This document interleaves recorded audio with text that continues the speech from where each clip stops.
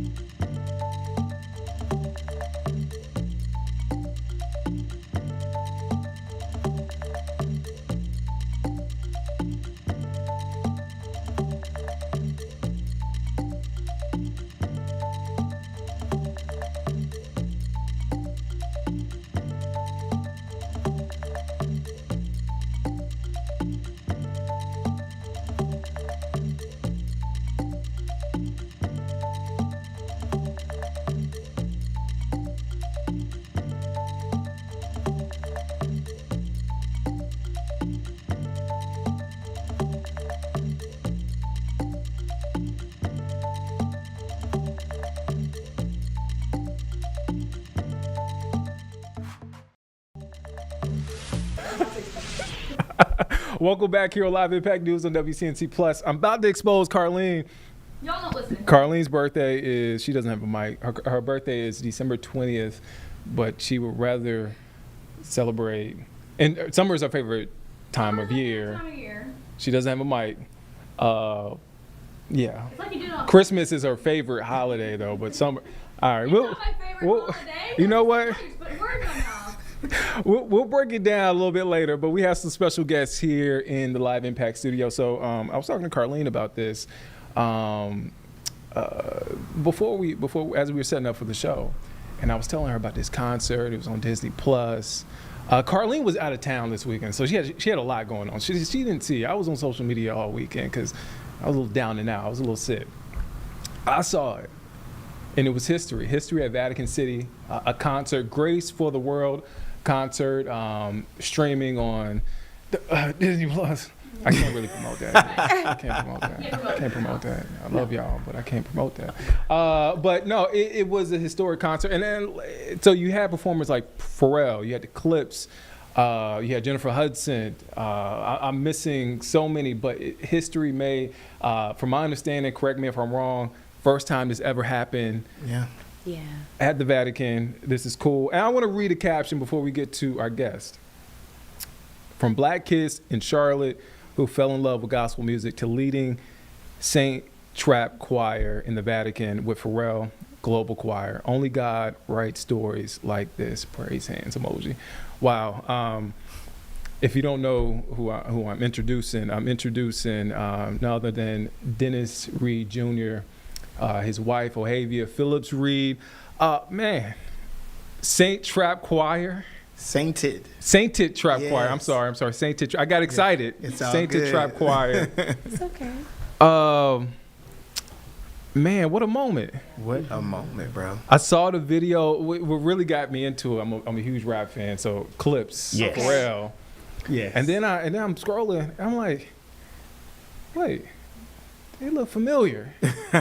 How did y'all get involved with the show, with the performance? So, I've been working in the music industry for a very, very long time. And one thing that I've really enjoyed, I am a Charlottean, but through God, I've been able to have a lot of motion. So I've done the Super Bowl performances, MTV, Grammys, all of these things. And a lot of those ties come from an OG of mine. His name is Adam Blackstone. And if you're not familiar with Adam Blackstone, he is basically the music director to the Stars. Grammy, The Emmy. Grammy. So Yeah, most of yeah. the time when I've been on these large platforms, even recently when we did the BET Awards, it was in collaboration with Adam Blackstone. And he called me up and he said, Dennis, I have an opportunity of a lifetime. You've held me down so many times, so I want to give you this opportunity to do this show with me at the Vatican.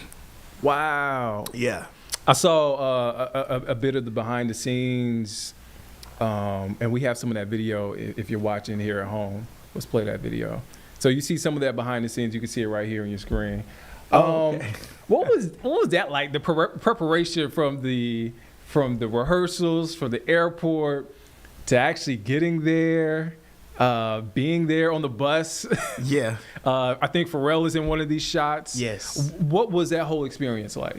Yes, I got to tell you, my husband is truly the GOAT because being his Talk about intern for this trip, essentially, and allowing, having this opportunity and being allowed to really be immersed in it, this is truly something, Nick. So what a lot of people don't know is the hours are very, very long because they believe in quality, they believe in the standard, and not to mention, this happens once every 50 years, okay? So shout out to Mr. Pharrell, because when I tell you the excellence, he truly brought the best of the best. So we're talking all of these beautiful singers from around the globe. Yes. In this warehouse, we're learning choreo and we're learning music. So there are tons of music that we have to learn, not to mention, being together. So you become family naturally because if rehearsals start at 1 p.m. and end around midnight, you're going to get close to a lot of people, and also not to mention it really pulls the best out of you, especially when you're under that kind of pressure because now we have to learn all of these songs. And in some cases in Italian, Ave Maria, come on now. Ave Maria Grazie, okay? So, you learn so much in the moment.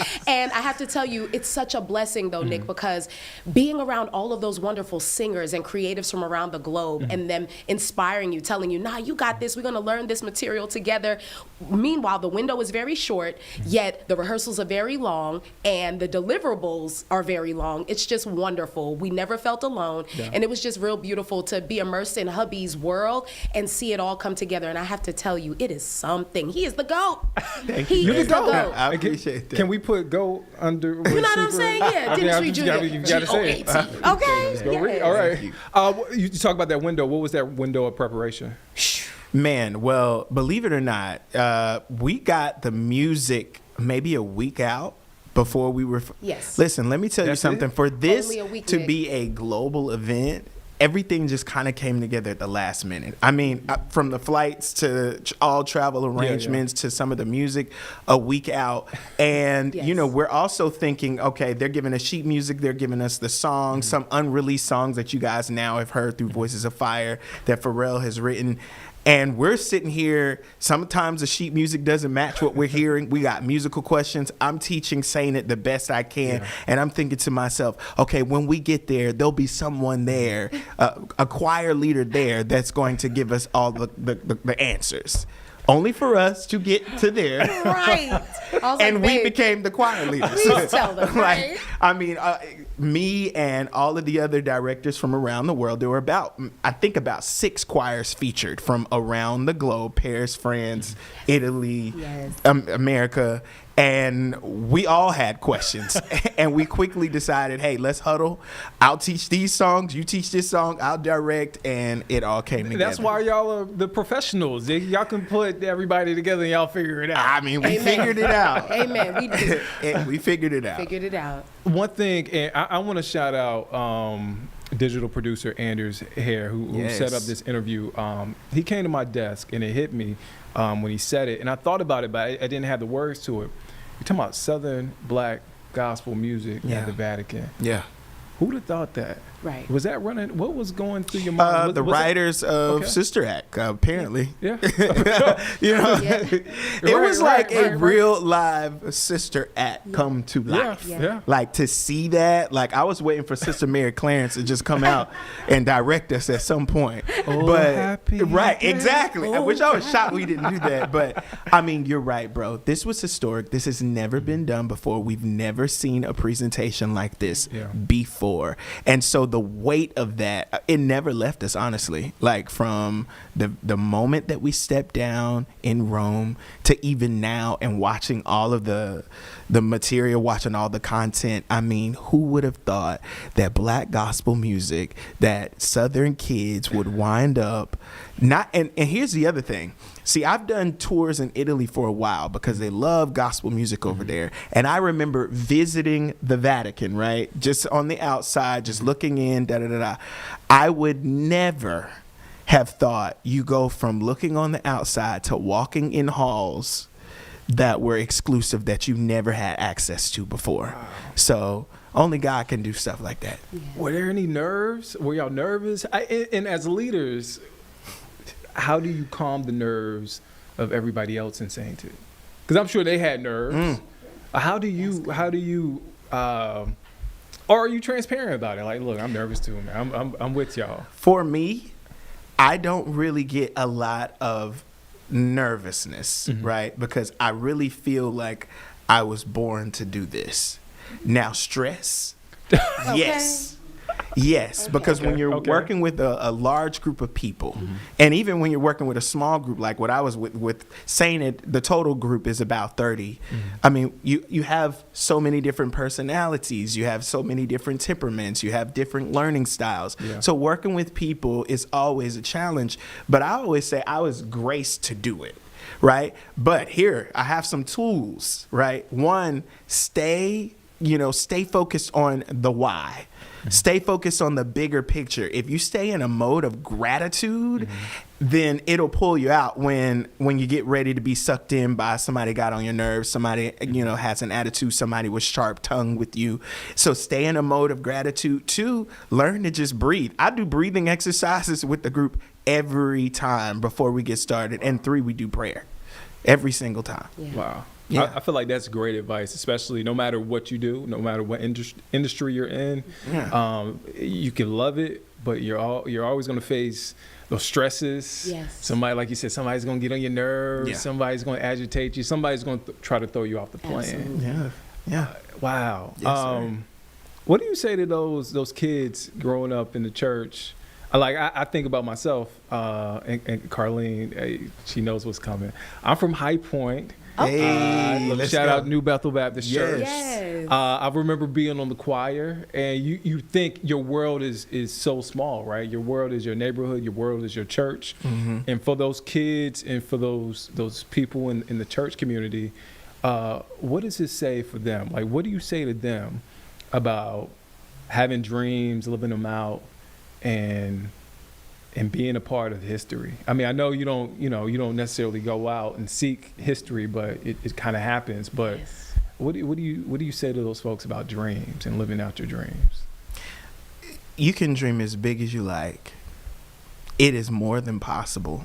The great thing, and especially those who are in church, you will recognize that there's one of the verses in the Bible that literally says, I want to do exceedingly abundantly above all you could ask, think, or imagine.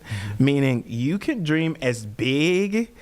Take your biggest dream. Right. Listen, I often look at my life, all the things that I've been able to experience, not just accomplish, but experience. One, let's start with having an actual 2-parent household, right? 2 loving parents that are still together and still happily married. Then meeting the woman of my dreams, right? And then having a nonprofit organization, going on AGT with Santa, getting a golden buzzer, working. And I skipped over the part where I shook the hand of Barack Obama when he was still president. I like to say that I've lived a lot of once-in-a-lifetime opportunities, but it's not me. And that's why I won't take credit for it. So dream as big as you like. Anything you want to add to that, Jen? And I think on my side of things, if you don't come from the 2-parent household, or if you've never seen it done, or if you are the person who is watching this thing on TV, hearing it on the radio, and you're like, that would be cool to be there one day. I think it's allowing yourself to know that it is real and it is possible, not to mention how God uses the least of these in historic moments. So never counting yourself out when it matters the most, because he's counting on you. He said your name, and he's just waiting on the perfect time to put your feet into those places to not only give glory to his name, but also so you can inspire folks who come from what you come from. So I think, you need to be recklessly faithful with where he is, with where you are currently and where he's taking you. I think you need to be unapologetic about your story, never embarrassed, and watch God work and blow your mind. Truly, hubby, like you said, exceedingly and abundantly. Yeah. You know what you guys are speaking to. It's funny that you brought this up, because I just had a conversation with my guy Terrence, my barber Terrence, and what you're hitting on is humility. Yeah. Being humble, right? Yeah. And no matter who you serve, what you believe in, being humble that this is That's bigger. right. This is bigger than. That's right, It's Nick. bigger It's than bigger. Nick. Right. Yes. It's bigger than Nino Brown. I had to get that off. Yes, it's bigger than Nino Brown. I had to Yes. get that off. But it's bigger than us. It's so much more at bigger than play. us. It is. Absolutely. And honestly, your humility, your outlook, your perspective will honestly open doors before your talent will. You can be as talented as you like, but if you're a mean person, people don't want to work with you. Yeah. You can be as, gifted as you like, but if you're not a team player, you don't know how to relate to people, you don't know how to talk to people who might have a different viewpoint than you. Yeah. Then you won't stay in that room for long. Yeah. So humility is definitely key. Yeah. I do want to. Zach. I want to ask. It's a 2-part question. One, how did Saint It get started? And let me put some respect. Saint It Trap Choir. I'm saying, It's saying all it like we go I'm by saying, both. I'm saying it like I'm in the group. You know what I'm saying? I already feel You like in I'm the group, right. I'm not in the group yet. Yeah. Yes. How did Saint It get started? And how did you two meet? Because we have a story, I believe, on our website right now, digital platforms about that. But how did you guys meet, and how did Saint It get formed? Okay, so I'll start with Sainted. So Sainted was formed in 2020. So as a creative here in Charlotte, I've seen some of the most. We have the best of the best in Charlotte. I really believe that. And so I had this idea after I seen a 2 Chainz show. He had performed with a choir behind him, and I was like, that is so cool. And being from the church tradition, and still serving in church even now, I was like, man, I think it would be cool to have a show choir that's, based in, that covers all genres. Right. And so I saw DJ Fannie Mae, who not only is she one of the illest DJs in the city, but the way that she curates events, it's just bar none. So I came to her with this idea back in 2019. Hey, you want to start a trap choir? Like, just, I was thinking it was going to be one show. Yeah. And she was like, are you like in my mind or something? Like, of course, I would love to do that. We sat on the idea for about a year. Then she had a residency with Live Nation at the Fillmore. And she said, I have just the opportunity for us to pull together an experience.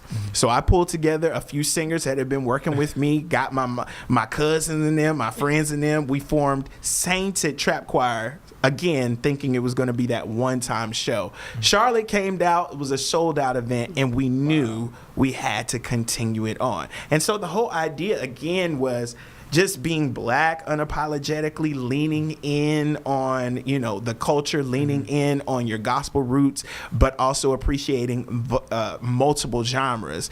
And just, put in perspective as well, we weren't the first choir to do this. I mean, I'm thinking growing up, Sounds of Blackness. Oh, yeah. Remember that? Yeah. Like, they sounded gospel, but they were, be optimistic. Yeah. They covered multiple genres. So we were just doing it in our way, in our time. And so here we are, fast forward to 2025. We're still going strong. We're touring the world. We're getting invited to places. We got the Golden Buzzer, and I can't wait to see what's next. Now, as far as how me and Ohavia met, I'll let her kind of tell that story.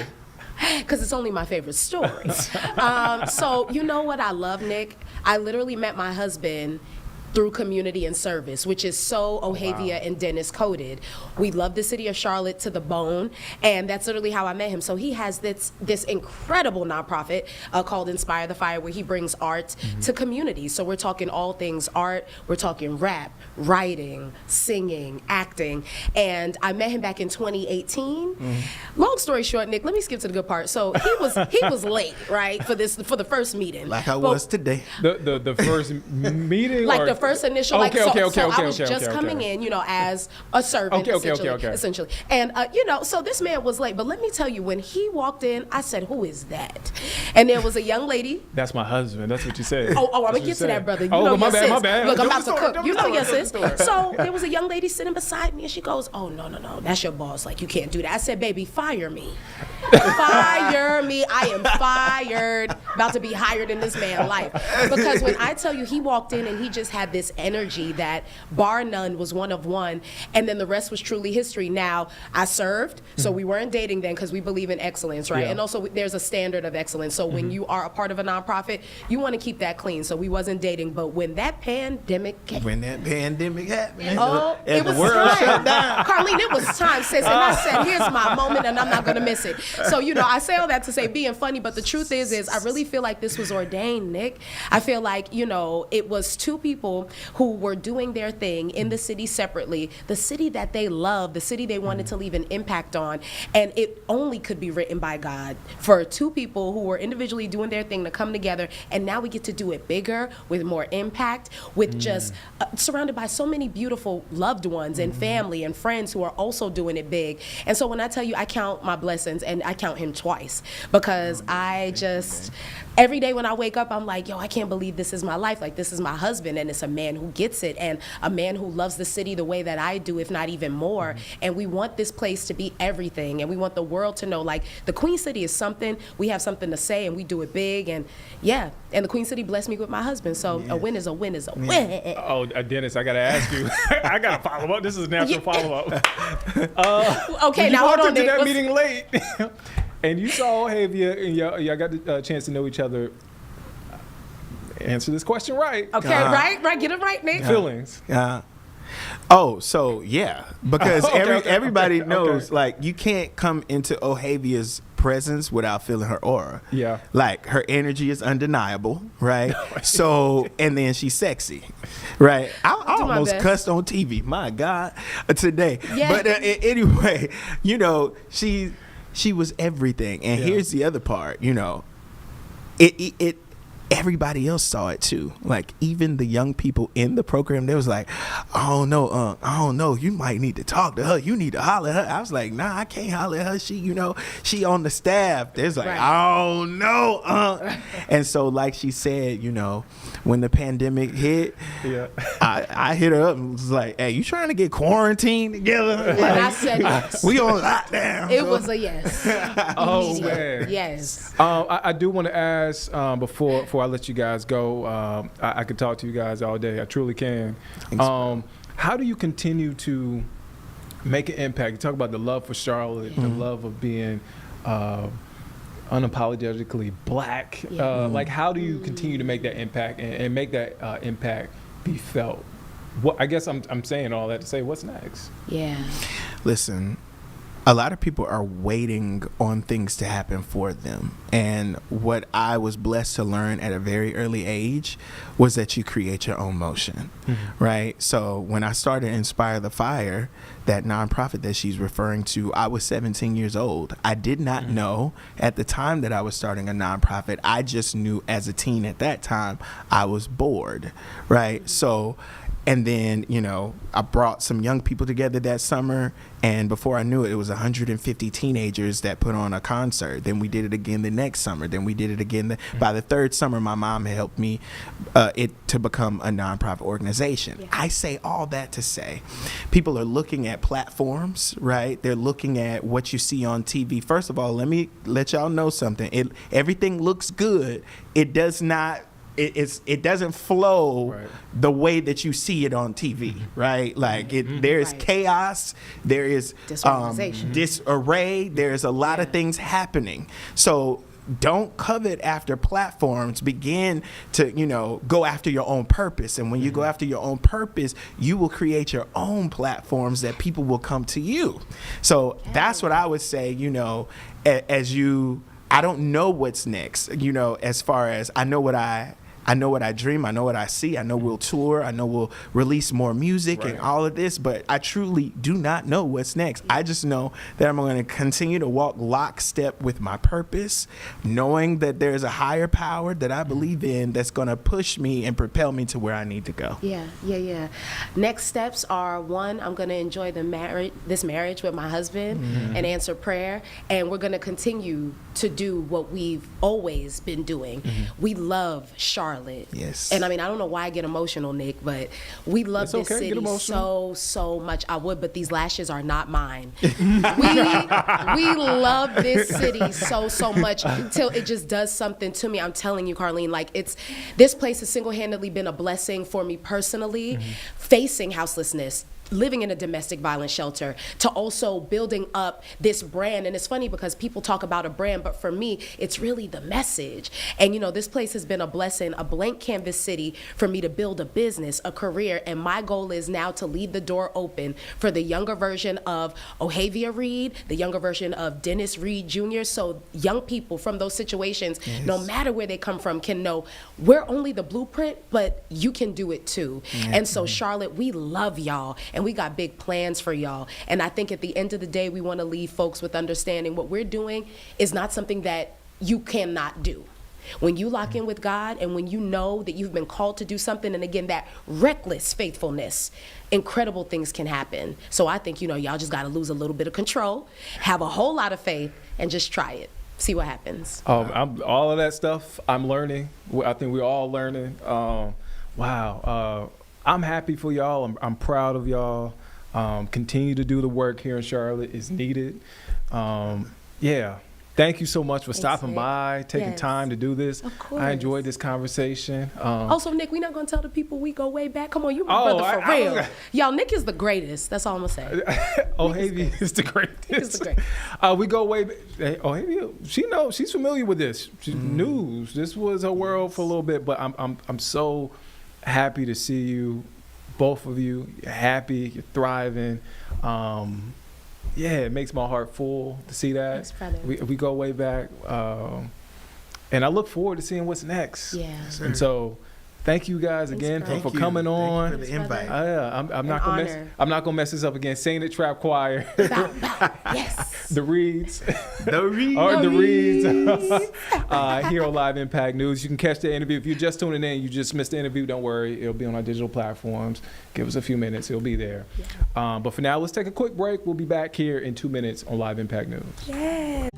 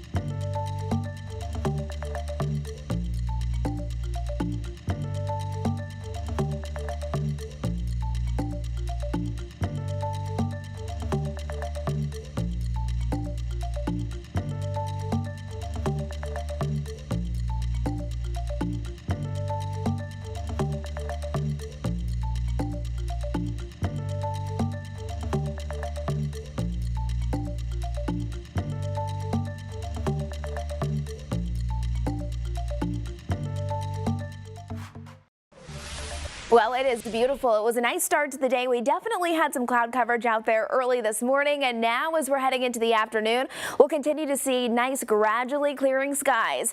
Mid to upper 80s as we're heading into the next few days. By Friday, we could even see some temperatures reach 90 degrees again. Unfortunately, still no significant rain over the next 10 days. We do have our eyes on the tropics because now we actually have our next named storm. We'll get to that, but we're going to start with what's going on outside right around our area. 73 degrees in Charlotte, out there in Monroe 74, 68 and feeling good out there in Boone, and really throughout the rest of the day today we're forecasting a high of 84 degrees. Cloudy in the morning, gradually clearing out as we're heading into the later half of the day. And if you have anything planned for the remainder of your Wednesday, this is how it'll play out. It is a little bit muggy. We're seeing those dew points mainly into the 50s, so it could feel just a touch warmer than our actual air temperatures at times. Now, a good place to be is out there in the mountains. Look at you go. A nice mix of sun and clouds. We're dry right now, low 70s from Boone out towards Blowing Rock. As we're looking towards the foothills, we're seeing those temperatures that are also pretty comfortable. 83 and seasonal out towards Morganton, much the same for Hickory. From Lincolnton to Statesville, 83 will also be your high, and 82 in Gastonia. 83 in Rock Hill and Chester, and looking nice today in Monroe with a high of 84. And again, as we're picking up those kids after school, we shouldn't have any issues whatsoever. It's going to be comfortable if they have any after-school sports activities, again staying dry with a nice mix of sun and clouds, but a little on the warm side. If you think today is warm, well, you got another thing coming. Look at the next 3 days ahead. This is going to be the big weather story. Temperatures start to spike back up above our average, with temperatures nearing those upper 80s and possibly low 90-degree temperatures. And if that happens, that would happen on Friday. If you have plans this upcoming weekend, it's going to start out warm and then we cool down a little bit, but then we're overall just watching a lot of trends. We're always watching trends to see what's coming next, and really much of the country will experience above average temperatures taking us into next week, and that takes us all the way through basically the end of September. That's September 27th. With that heat, we unfortunately do not have a lot of rain. You can see the rain over the next 10 days in general not looking great. I mean, we could see a few stray showers here and there, but nothing significant enough to actually water your gardens or your grass if you're trying to still keep it alive. I mean, it's been a little bit of a struggle because it's been quite some time since we have had that widespread and heavy rain. Now, here's our satellite and radar. We've been talking about a coastal low over the last couple of days. That's now pushed off to the north and to the east of us. We've had some rain showers, very, very spotty in nature from it, and then also some cloudy skies at times. Today, it's beautiful. There's a bigger picture perspective and then zoomed in again. This is right around Charlotte, the mountains, the foothills. Not looking bad whatsoever. As we slow it down, here's about 3 o'clock in the afternoon, 70s and 80s for our highs. Mostly sunny skies at this point. We'll see a few high clouds start to filter in around dinner time or so. And then heading into tomorrow for Thursday, another really pretty day ahead. Do want to let you know about some updates. We now have Tropical Storm Gabrielle. This is the 11 a.m. advisory. Just coming out, we're seeing those winds actually moving in at 45 miles an hour. Those sustained winds gust up to 60 miles an hour. And it's continuing to move more north-northwest. So that is good news. We'll have to keep a close eye on Bermuda, but it yet again seems like it's going to be another storm that stays away from the United States.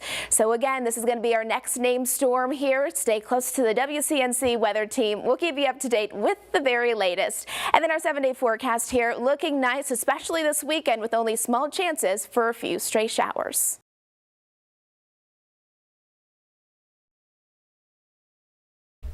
All right, so that was a live look at our weather. Of course, you just heard it here live, our interview with Dennis Reed Jr., Ohavia Phillips Reed, Saint It Trap Choir, and their performance, the Grace for the World concert there at the Vatican. You catch that interview on our digital platforms. All right, we want to go now to something live. Let's go now to Washington, D.C. Happening live, a House committee is holding a hearing titled Oversight of the Federal Bureau of Investigation with FBI Director Kash Patel. Let's take a listen in to what's being said right now. Of political violence ever acceptable in your eyes? No. I'm glad that we agree that these heinous acts designed to instill fear and division in our nation are never, ever acceptable. Yet each of these incidents has recently taken place under your watch. The The FBI's website states that protecting the United States from terrorist acts is the FBI's #1 priority, including from domestic terrorists. Is this still your #1 priority? Domestic terrorism? Preventing domestic terrorism. Our #1 priorities are protecting the homeland and international terrorism and crushing violent crime, and domestic terrorism sort of interlays between both of those. Okay, so, well, then I'm glad that you're giving us the right answer, but unfortunately, your actions kind of tell a different story. Earlier this year, you granted the ranks of the FBI's Domestic Terrorism Operations Section. This is the section of the FBI that is most directly responsible for addressing political violence in our country by preventing attacks from occurring and effectively responding to them if they do. The agents in this section are the ones who stopped an individual stockpiling weapons, who planned to attack schools and churches in Florida and seized bombs made by an ISIS sympathizer in New Orleans. And instead of ensuring that this section has all the resources that it needs at a time when its mission is critical, you fired its decorated veteran FBI agents who have served their country proudly under Republican and both Democratic presidents, and you scrapped the tools that they developed to fight domestic terrorism, including the National Domestic Terrorism Incident Database. I mean, most of that is just not true. We have 1,700 current DT-managed programs. We're up 300% in the amount of cases we brought against nihilistic, violent extremists, including 764, wishing to harm our children. The FBI and the men and women are getting after that problem set more than ever because I've unleashed them to do so. And any insinuation that these tragic occurrences across the country are somehow singularly my fault or disgusting because that watershed goes Mr. down to the Patel, I'm men and gonna women at the reclaim my time. FBI. Mr. Patel, And they I'm are gonna not reclaim my time. responsible Mr. for it. Chairman, I'm I'd happy like to to work with hear you Mr. to get them what they Gentlemen, need. consent Gentlelady request. controls the time. Unanimous consent request. She'll state Thank a you request. very much. Into the record, an article from Reuters titled FBI Scales Back Staffing, Tracking of Domestic Terrorism, Probes Sources Say. Thank you very much. Without I objection. appreciate that. So, Mr. Patel, and it isn't just the domestic terrorism operations section. Under your watch, agents are fully diverting their attention to these anti-immigrant and city takeover operations, leaving our children vulnerable to dangerous networks of online predators, both domestic and international. You pulled more than 120 FBI agents from their normal duties to operate sobriety checks and conduct traffic stops, exposing the FBI's fleet of unmarked cars and thereby making it harder for the FBI to combat violent criminal gangs, foreign intelligence services, and drug traffickers in the process.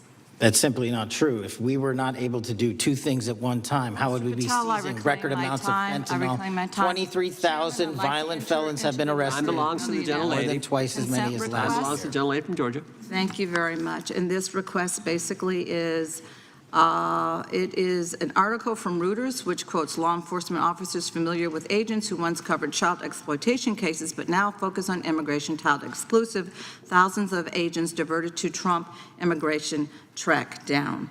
Mr. Patel, in the short time I have left, your tenure as director of FBI has been somewhat problematic.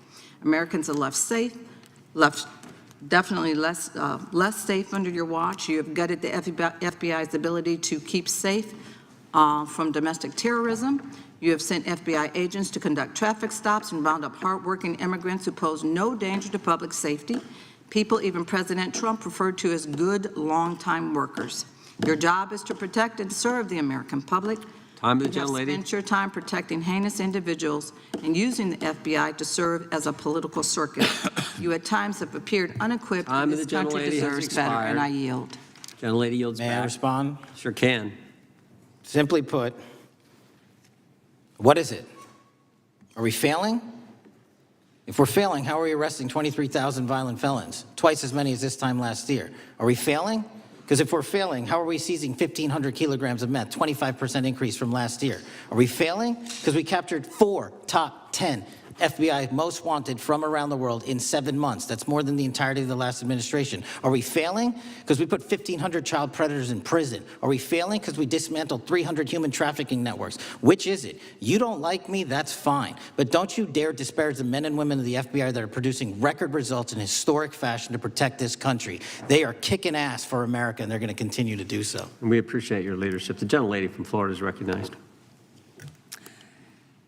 When I was home recently, I met with the agents leading the Tampa office of the FBI, and I saw what they're focused on in my community: stopping drug traffickers, rescuing children from exploitation, fighting cybercrime, protecting us from acts of terrorism, foreign and domestic. And I know from my time as a federal prosecutor and a judge that this work by the Bureau doesn't make headlines, but it is happening every single day. At the top, accountability is necessary, transparency is critical, but today we've seen an effort not just to diminish, but to distort the work of Director Patel and the agents he leads. If we really care about transparency and about truth, then what we owe to the American people is this reality: that thousands of dedicated professionals at the FBI wake up every single day thinking not about themselves, but about this country, and keeping every single one of us and our children safe from harm. And Director Patel, I would like to hear from you the facts about what the FBI is doing and your efforts to fight crime. Director Patel, isn't it correct that since January 20th, 2025, the FBI has made over 25,000 immigration-related arrests, including 350 members of Tren de Aragua and 195 members of MS-13? Those numbers are accurate. The Tren de Aragua numbers are up over 350% from the year before. And during that same period, hasn't the FBI... All right, so you're watching Live Impact News on WCNC Plus. I'm Nick Sturdivant. Right now, you're watching live in Washington, D.C., our nation's capital. There's a House hearing happening right now with FBI Director Kash Patel. He's testifying. So we want to step away from that for just a moment, and we want to get to a story that we've been following all morning. So, and this story it's a tragic story. It revolves around a 4-year-old shot and killed, and right now search is on for a suspect, and this happened this morning in Still Creek area. I want to get to WCNC Charlotte's Anna King, who is live. Anna, you're at another scene not far away from where that 4-year-old was shot and killed. Kind of catch us up on what's happening right now and what you're following. Yeah, Nick, we're still trying to piece together what's going on here as well. But early this morning, like you said, around 6 a.m. In the Still Creek area, there was a shooting that we are hearing started from an alleged attempt to steal a car, and a 4-year-old was in their bed. That's what neighbors tell us. They were in the bed this morning, and unfortunately they were shot through the home. Now, we did speak to neighbors who told us they are just heartbroken that something like that would happen in their neighborhood. Now, just right behind me, though, we are at another scene that we're following. We are hearing that the two incidents could be connected, but we're waiting to hear back from CMPD to get more information on exactly what is happening here. We know there is a standoff scene here in this neighborhood, so we are working to find out more. And as we learn more, of course, we will be sure to bring you the updates and more information. All right, Anna King, they're live there in the Still Creek. Again, you're talking about two different scenes there in Still Creek. One where we know that 4-year-old was shot and killed. The other, we're still trying to figure out if they are connected. Again, a lot to sort out. Anna, thank you for your time there in that report. All right, so yeah, again, just to clarify, Anna's at a separate scene where police are at a neighborhood in Still Creek. We brought this to you as breaking news at the top of the show.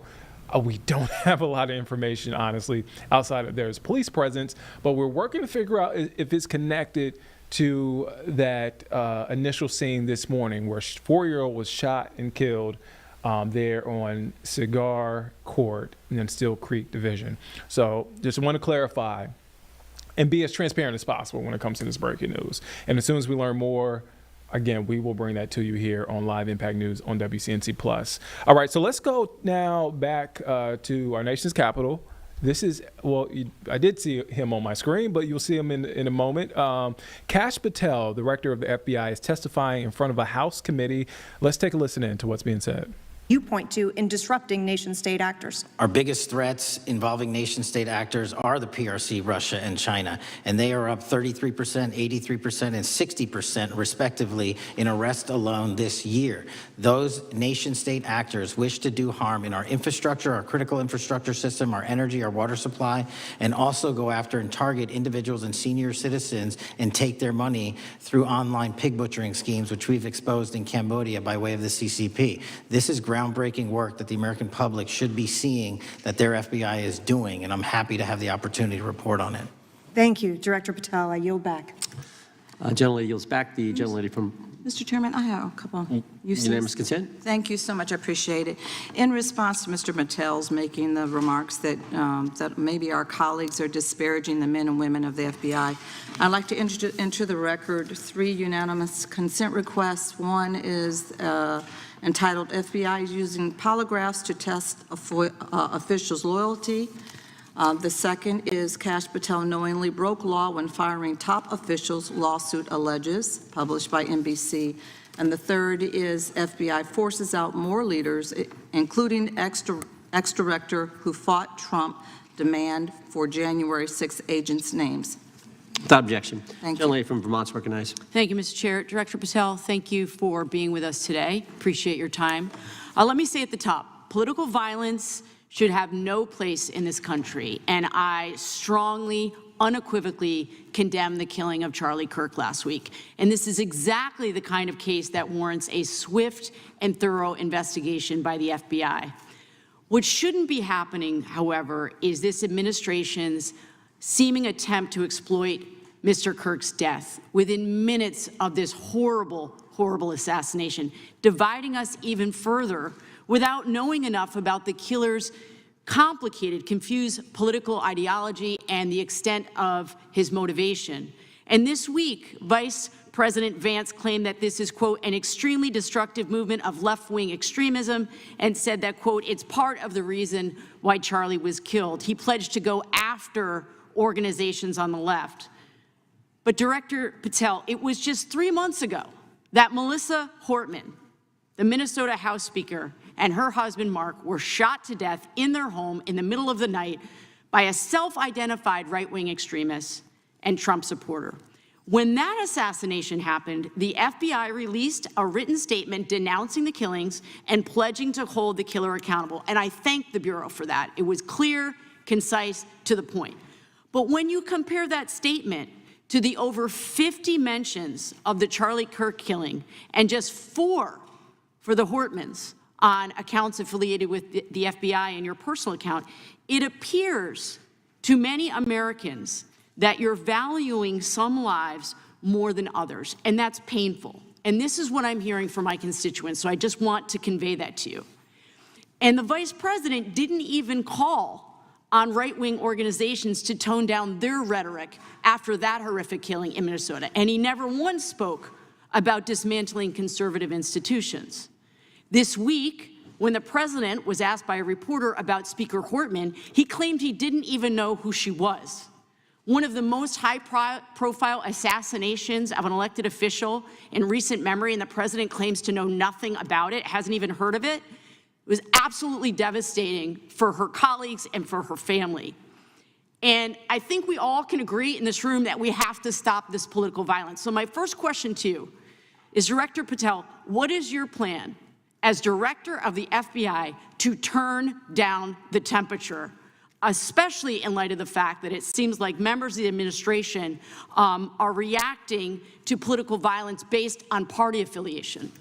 What's your plan? I can only speak for myself and the FBI. And what we are doing is, I think I mentioned earlier, we're following the money, because whatever attack you are describing, and they are all despicable, equally so, People need money to operate. People need money to conduct these attacks, to conduct these investigations. And so what we are doing is finding the people that supported this infrastructure system, because even when you say there's a lone, quote unquote, lone wolf actor, he's not truly a lone wolf actor. Something happened along the way. I agree. And so can I just because we have such little time, are you making a commitment right now to follow where the evidence goes in investigating whether it's violence on the left or the right? Because over the last 10 years, when you look at the ideology, I want to follow up on what my colleague from California said. When you look at the data, you look at the Anti-Defamation League data, 96% of ideological motivated killings were committed by the right wing. When you look at the Institute of Justice report that she cited, it's 5 times the number that 5 times the number of far-left extremist incidents are perpetrated by far right.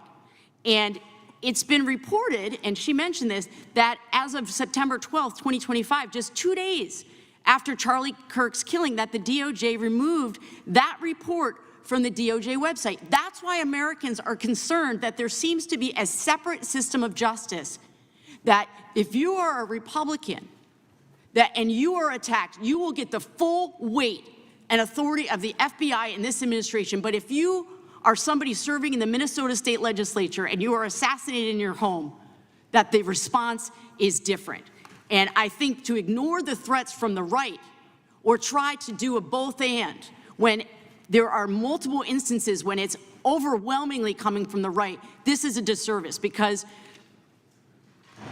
Americans want to know that whoever they are, whatever their political affiliation, that the response is going to be the same, and it is going to be done with the same diligence. And I'm wondering if you will commit to me right now that you will be a voice right now standing up to those voices in the administration that are adding to the violent rhetoric right now. That's what I'm asking you. Will you commit to this? Time of the gentlelady has expired. The gentleman can respond. My voice will be through the investigations that the FBI conducts, and we will conduct them all lawfully and equally. Can we expect in the future that your expired. tweets in related to one killing will be the same level of concern? The gentleman from Texas is recognized. Thank you, sir.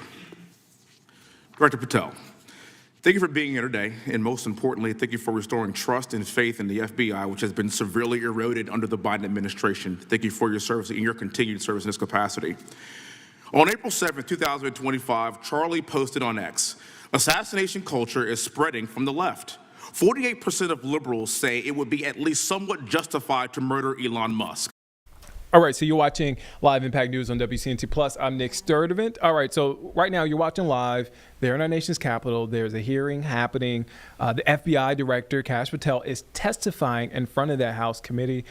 So let's step away from that. We want to go to something live. Wow, it's hard to believe. Every time I say it, it's hard to believe that it has been nearly a year since Hurricane Helene swept through the Carolinas, badly damaging Western North Carolina.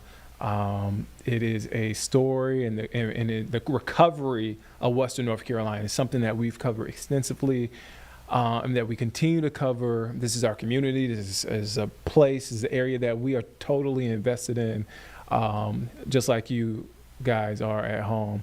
And we always love to check. We continuously check in, and we've been doing stories leading up to the anniversary, and we'll have more on the actual anniversary about the recovery. But we want to send it now to Miles Harris, who is there at Lake Lure.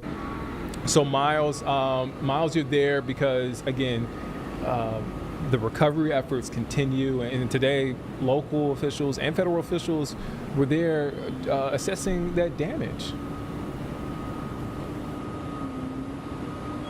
Yeah, Nick, I know you mentioned that as far as us always checking in this community. It's like my 5th time out here this month. But yeah, it's an awesome thing to make sure that we're keeping track of this community, seeing the recovery efforts and making sure that there is still progress that is being made and making sure that this community can really feel some of that sense of normalcy. Like you said, a year since Hurricane Helene had really struck this part of western North Carolina. So right now, yeah, we were at Lake Lure and we actually got a chance to see some of those federal leaders with the EPA in particular really take their rounds throughout parts of Lake Lure, especially the very popular areas here. We got to see them at Morris Park where we're standing right now. We also saw them check out the Lake Lure Beach, and we also saw them check out the Lake Lure Dam as well. And so those are some of the really popular areas here when it comes to tourists, when it comes to the people that live in the community as well. And so they're obviously still trying to build that sense of normalcy and trying to make sure that those areas, specifically even that dam in particular, get back to normal. But again, there's still a lot of work that needs to be made when it comes to making sure that that can make sure that it has a long lasting impact and resiliency, and making sure that it can stay intact, not just for the near future now, but also for the long-term future, Nick, which is also part of why the EPA was here, right? Seeing the progress that was made since that storm and since that hurricane had made its way through this area here too. But part of that is more than just the work that's being done here, as you can kind of see behind me here. Again, this is Morris Park. This is some of the area that's still kind of being put back together here. I'll step to the side so you can actually see my photographer Will kind of show you some of the work in trying to build this place back up.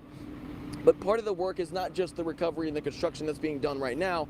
Funding is needed, right? And so when it comes to an area like Lake Lure, that's a smaller town, there's only so many resources that they can use and exhaust up to this point. And so part of what they're doing right now is obviously highlighting the progress that's being made, but also that reminder that work is still being needed, especially when it comes to those resources and those finances, Nick, which is also a big piece on why the EPA was out here today. They'll look at the progress, but also hopefully see that they can make sure that they've seen what needs to be done as well when the continuing efforts are made out here, Nick. And Miles, there was no exaggeration on your part. You've been out there several times. I can't even count the amount of times you've been out in the year since Helene happened. For you, walk us through, before I let you go, and I know you're busy out there, what has this past year been like, seeing that recovery at each stage?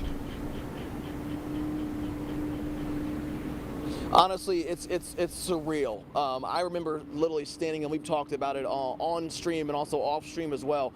Going back to Boone in particular, you know, me and a photographer at the time there, we were actually there in downtown Boone, and we remember literally seeing the water from the storm make its way through Appalachian State, through downtown Boone, and to kind of see where we are now. And I've covered so many pieces of it, whether it's downtown Boone, whether it was the Christmas event that they had just down the road with Lake Lure, trying to connect Chimney Rock, seeing them try to find that normalcy, hearing from people in this community, still seeing parts and pieces that still need work on. It's so surreal to see the progress that's really been made out here, seeing the devastation that it created, but also seeing how much of this community is really coming together, seeing resources even from Western North Carolina outside of it come back, try to build this back together. There's still a lot of work that needs to be done, like we've always talked about here. But when I go specifically even down the road and looking at that Lake Lure Beach where that popular historic hotel is, it's so weird to kind of see the beach with no water in it, right? And still seeing it hopefully get back to a point where people can be familiar with it. It's still a work in progress, but again, Nick, the word that really comes to mind to me is really surreal on the progress that's being made, but obviously there's still a road ahead as well with the work that's being done and needed out here as well, Nick. Man, well said, Miles. Well said, and great work that you've been doing. Make sure you check out Miles's work on our digital platforms. You can see dozens of his stories that he's done. There's no exaggeration on my part. Miles, thank you for your time. You can catch Miles at 4:30 and at 6:15. Miles, be safe, and again, thank you for your time, man. Thank you, man. I appreciate you, Nick. All right, that's Miles Harris there in Lake Lure. Again, following up on the recovery efforts there in Western North Carolina. Again, federal officials, local officials there assessing the damage. All right, so let's take a quick break. We'll be back in 2 minutes here on Live Impact News on WCNC Plus.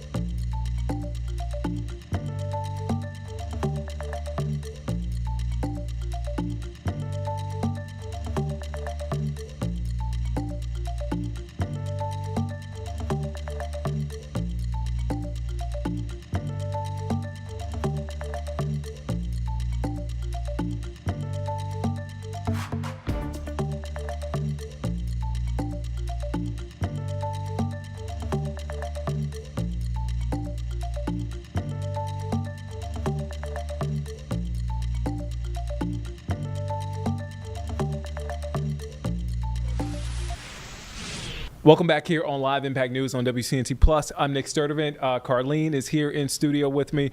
So we want to get to some breaking news that we are continuing to follow. Police presence has been reported, and we've reported on this at the top of our show in the Steel Creek neighborhood, I should say, early this afternoon. So here is a look at where this police activity is.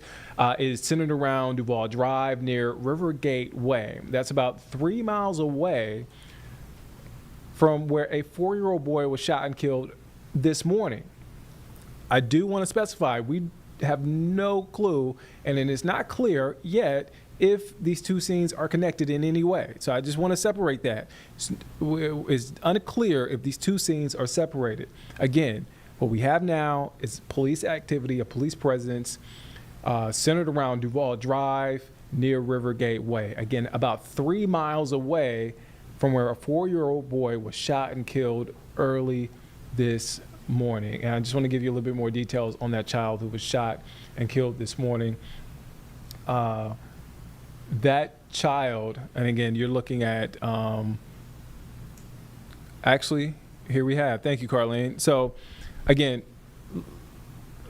let me sort of refresh. Right now, what you're looking at, this is a live look from the scene in a neighborhood in Steel Creek. And this is still Rivergate Way, right, Carlene? As far as we know, still River. Okay. Because we saw different vantage points. So this is a live look. You see the number of police cars. You see, I believe, officers in like tactical gear. So this is what we have so far. Is this police presence? Officers in tactical gear.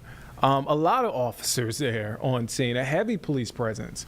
And this is centered around Duval Drive near Rivergate Way.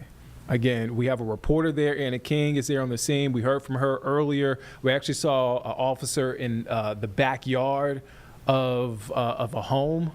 And so this is another vantage point, right? Our crew kind of keeps moving around because of the nature of what's happening.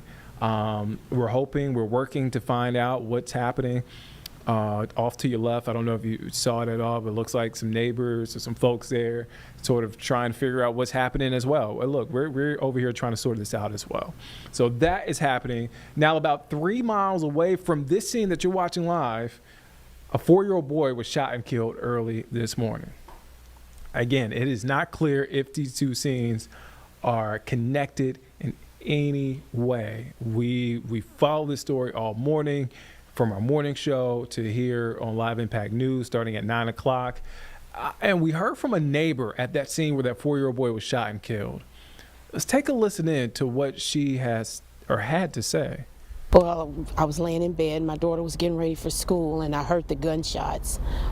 They seemed very close, so I just reached over, grabbed the phone, called 911, and told them that I had heard gunshots. And then I heard a car speed off.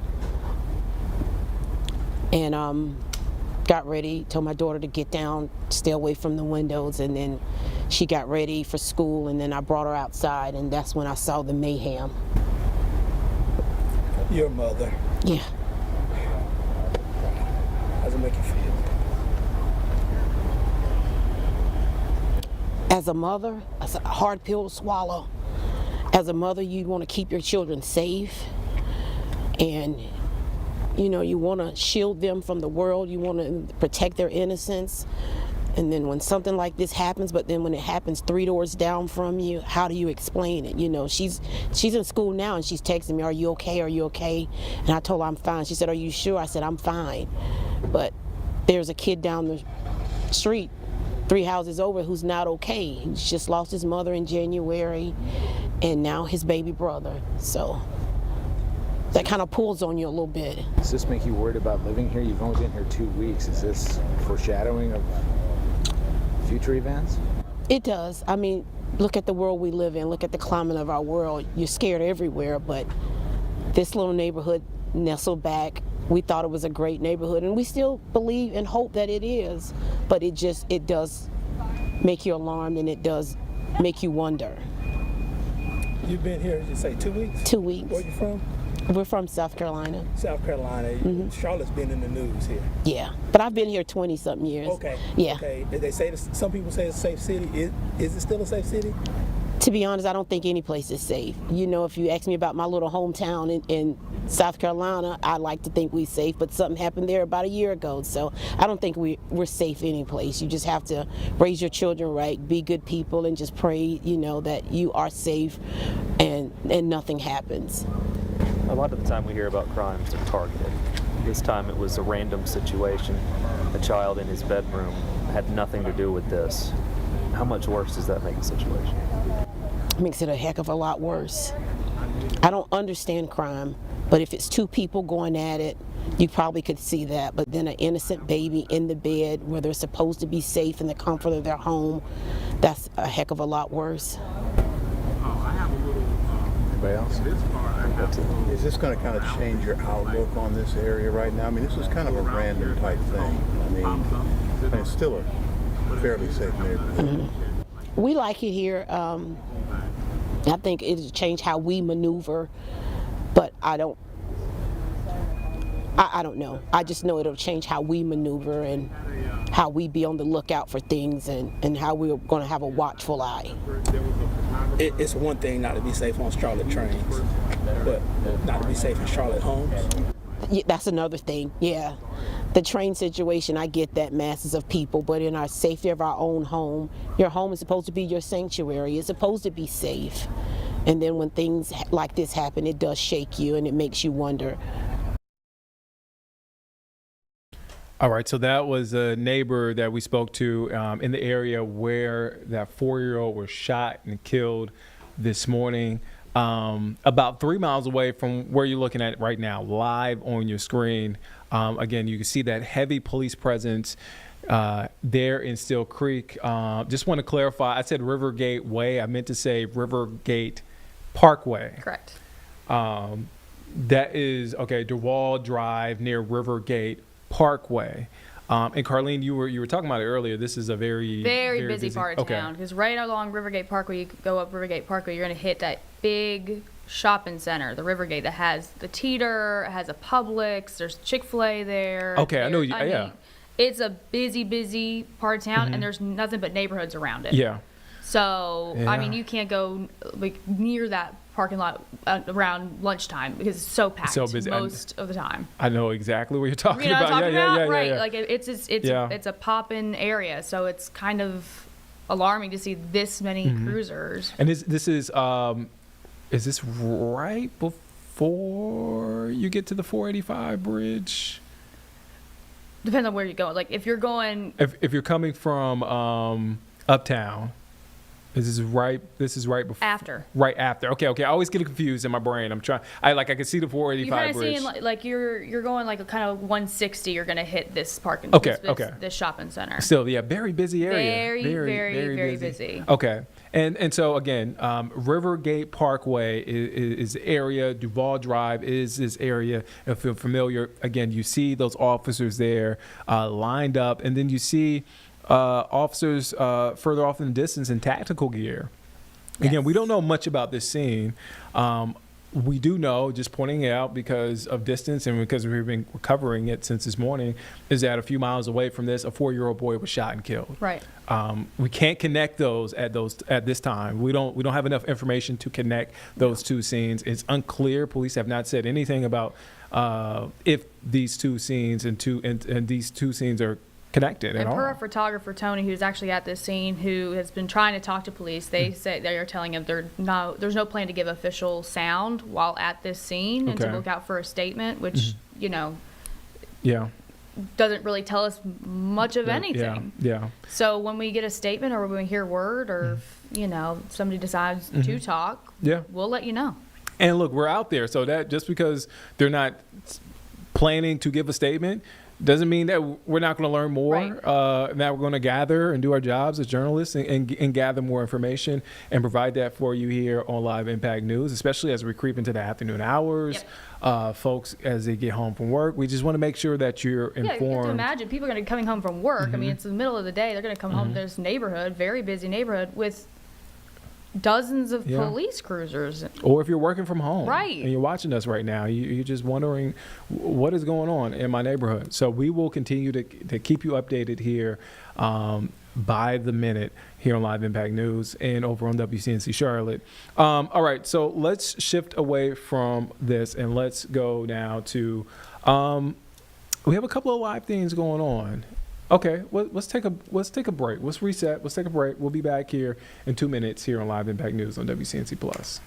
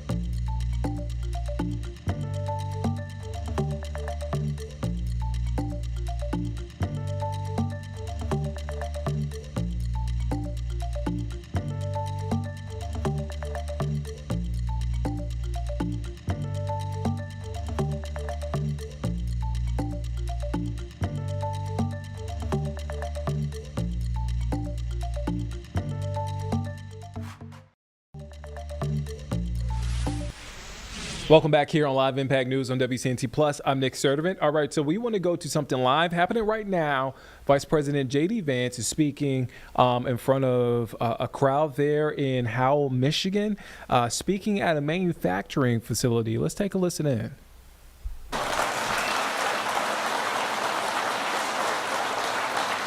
And one of the things they told me is that business got maybe a little tough, a little uncertain when they had a president of the United States who was obsessed with telling everybody to drive an electric vehicle because too many of those electric vehicle components were not made in America. But now that we are leaning in to great American-made automobiles, Hatch is doing better, the American auto worker is doing better, and President Trump and I are proud to fight for you each and every single day.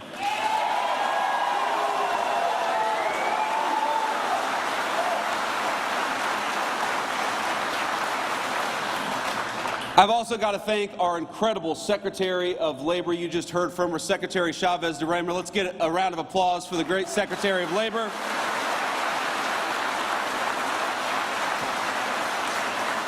Now, she is a very, very interesting person. She has got a great career. She had a great career in Congress, but I have never met anybody on either the Republican Party or the Democrat Party who is more obsessed with fighting for American workers every single day. She wants our workers to have the best training. She wants our workers to have the best benefits. She wants our workers to have the highest wages. And thanks to her work, we're getting closer every single day to being the most pro-worker administration in the history of the United States of America. So thank you, Madam Secretary.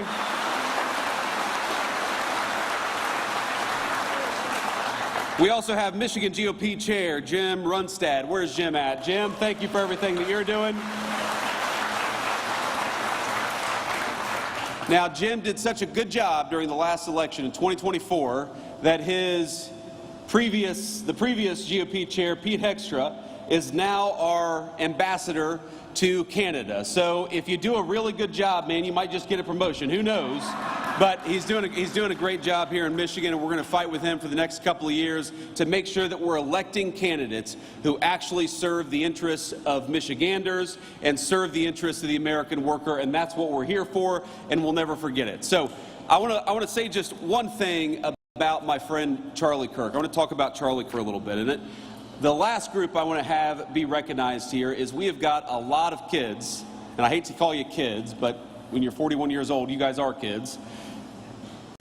TPUSA is a great organization founded by my friend Charlie Kirk that takes the message of free speech and conservative values all over our college campuses here in the state of Michigan and elsewhere. And we've got some proud TPUSA folks here. Would you guys stand up and be recognized by the crowd? We love you.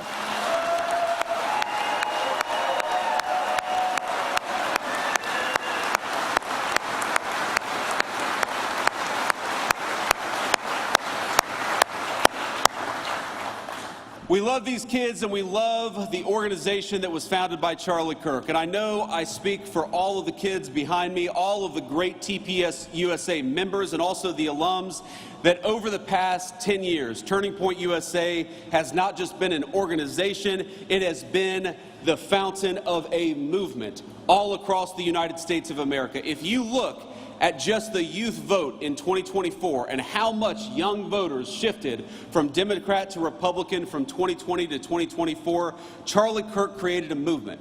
And that movement made Donald J. Trump the President of the United States, and it made me the Vice President of the United States. I would not be here without Charlie.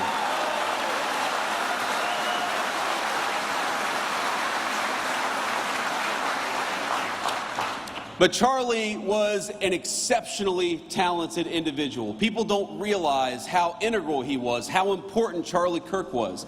He helped us staff the administration with solid people like Secretary Chavez DeRemer. He made sure that when we hired somebody that it was a smart person, but it was also a kind and decent person. You see him at these college events and he would talk to anybody. He didn't care if you were a Democrat, a Republican, a liberal, a conservative, if you supported the Trump administration or not. He felt that the most important American political virtue was to just get out there and talk to our fellow Americans. And I hate to say that a week ago, he was doing what he did best, he was doing what he loved, and an assassin gunned him down for daring to say things that that assassin thought were wrong or shouldn't be said. Well, I think I speak for every person in this room, and I think I speak for a majority of our fellow Americans when I say we do not attack or commit violence against people because we disagree with their ideas. We debate ideas, and we're going to keep on debating them in honor of the great Charlie Kirk for as long as I have a microphone.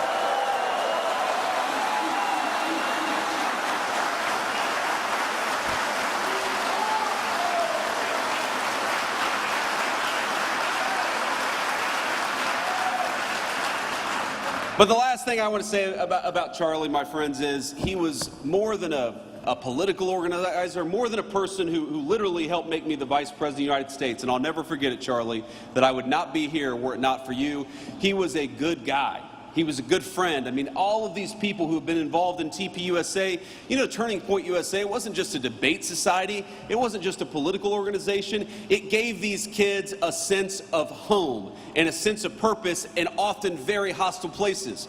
If you were a young conservative or you were a young Christian and you were worried that a professor might give you a bad grade for being who you were, Charlie's Turning Point USA gave you a home. If you were worried that you had an idea that was maybe disfavored by your social group, if you were worried that you believed something that was just a little too controversial for a college campus, Turning Point USA gave you a home, it gave you friends, it gave you moral support, and that is what I think must live on in the wake of Charlie Kirk's death. I have friends who met a husband, a wife, a boyfriend, a girlfriend, who met the best man at their wedding at Turning Points USA because it was an organization of patriots dedicated to making this country the very best country that it could be. And I would like to think that whether you're a Democrat or a Republican, this basic idea of young people gathering to discuss and debate, that is the thing that we cannot let pass away just because the leader of Turning Points USA was gunned down by an assassin. And I want to let you know that whether you're a Democrat or a Republican, whatever your belief is, I will fight for your right to speak your mind. mind, we reject political violence, and we reject the crazy left-wing radicals that gunned down our friend Charlie Kirk. Let's talk to one another and not try to shoot each other down for disagreeing.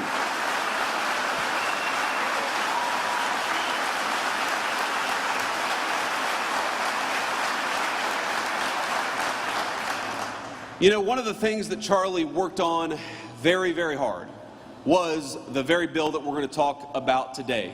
I remember having so many phone conversations, so many text conversations with Charlie about how to make the bill better, about how to do more for working families, because you know what, Charlie, he believed exactly what I believed and exactly what the President of the United States believed, that we have got to rebuild the American dream, especially for our young people, which is why this big, beautiful bill does so much to bring American manufacturing back to the United States of America.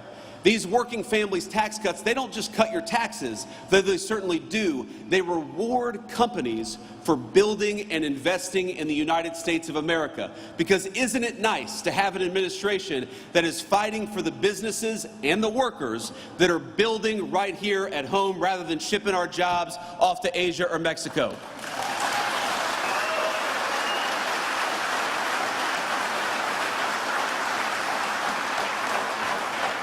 We fought for no taxes on overtime and no taxes on tips because we want you to keep more of your hard-earned money. We fought for an increase to the child tax credit because we want to make it easier for young families to bring new life into this world and to raise that new life in security and prosperity and comfort. The working families tax cut is not just a big 1,000-page bill. It is an important part, maybe the most important part, to restarting the American dream in this country.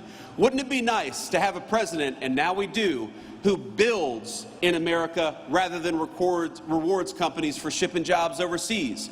Wouldn't it be nice to have an administration that actually gives you more of your hard-earned money rather than taking more of it for hard-earned or for government bureaucrats? Wouldn't it be nice to have an administration that fights for your ability to keep more money in your pocket? Wouldn't it be nice to have an administration that punishes corporations that ship our jobs overseas but rewards businesses for building right here in the great state of Michigan? That is what we promised to do, and that is what we're doing every single day.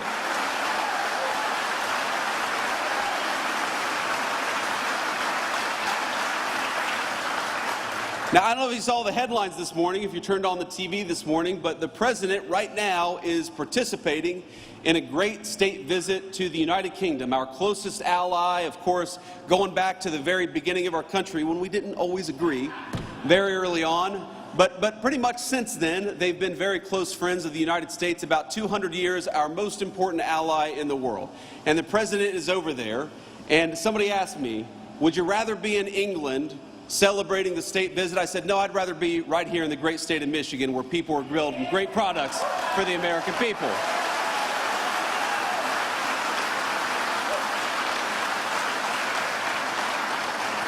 So with all due respect to our great president and all due respect to the King of England, I am so proud to be right here where I am today, with all of you talking about all of the ways in which we can continue to build an America that works for normal Americans again. And that means a lot of things. Part of making this country work for you all is making sure you're safe in your communities and safe in your streets. And one of the proudest things the President of the United States has done in Washington, D.C. and in Memphis as of days ago is to send the National Guard to take back American streets. We deserve to be safe in our communities again, and that's what the President is making happen.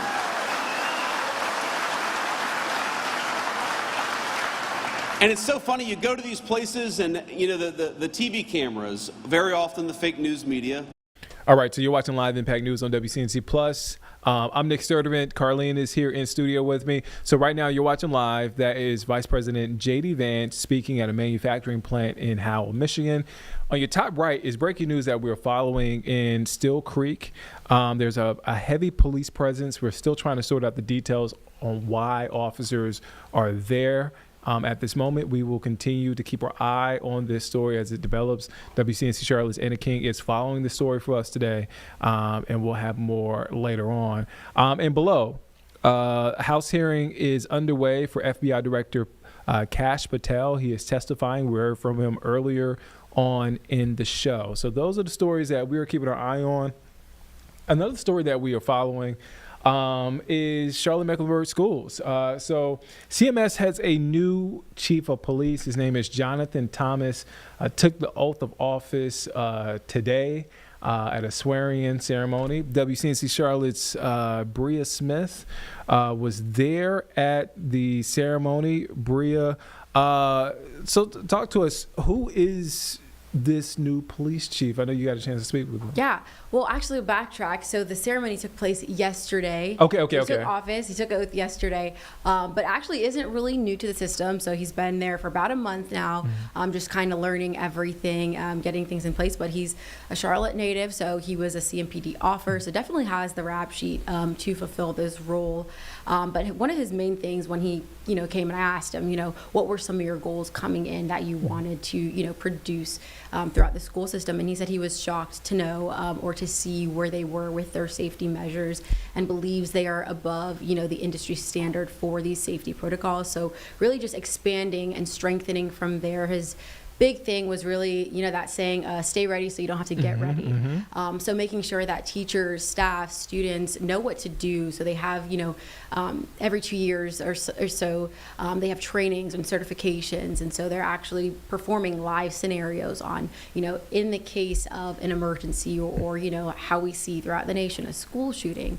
How students and teachers and staff will really react in that situation. They're actually graded on their performance, which I thought was pretty hands-on, giving them that real life kind of situation on if and unfortunately when.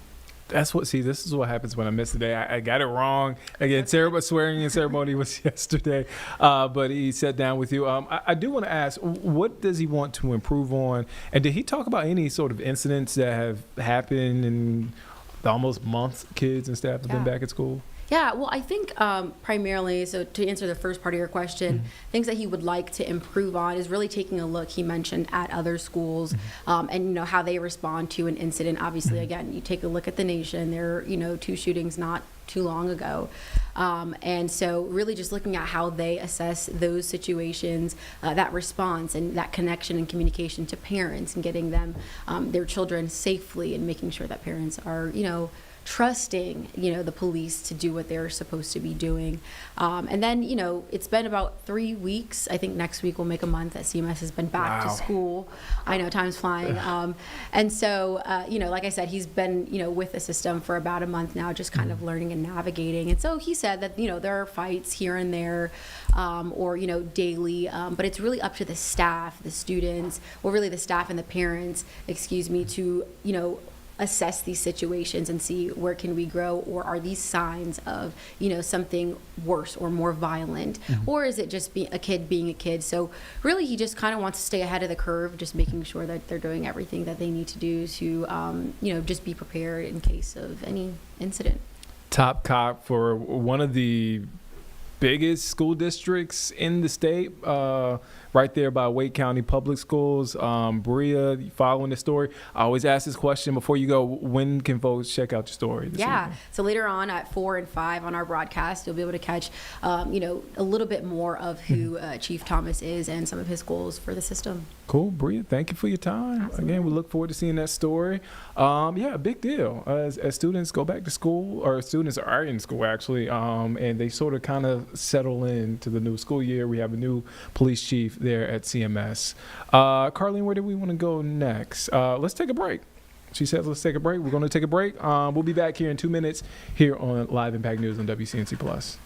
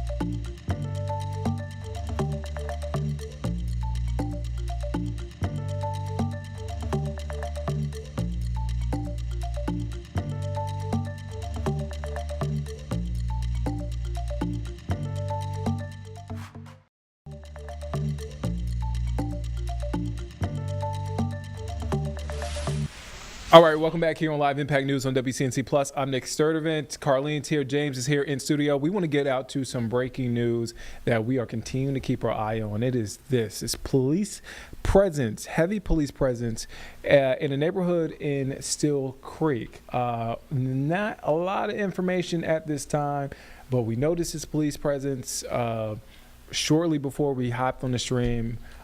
This afternoon, our afternoon stream starts at 12:30, so we were aware of this about 30 minutes before we got here on the stream. Again, you see officers there. Earlier, we saw officers walking around in tactical gear.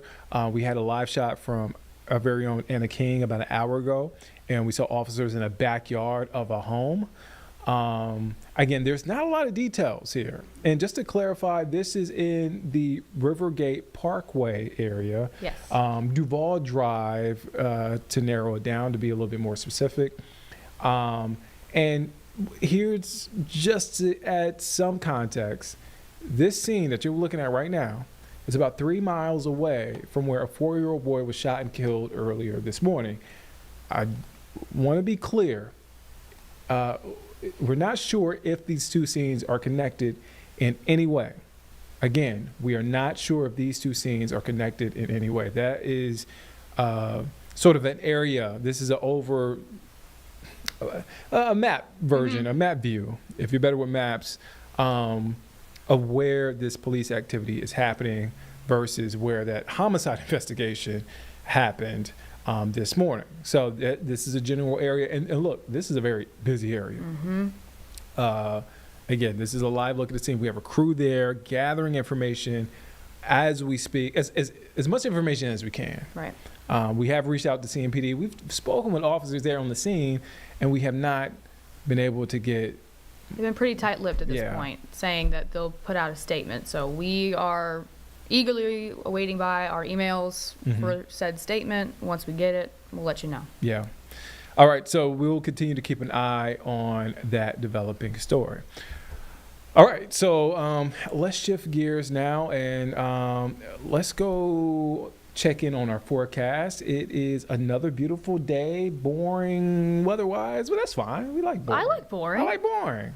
I like boring. James doesn't necessarily like boring.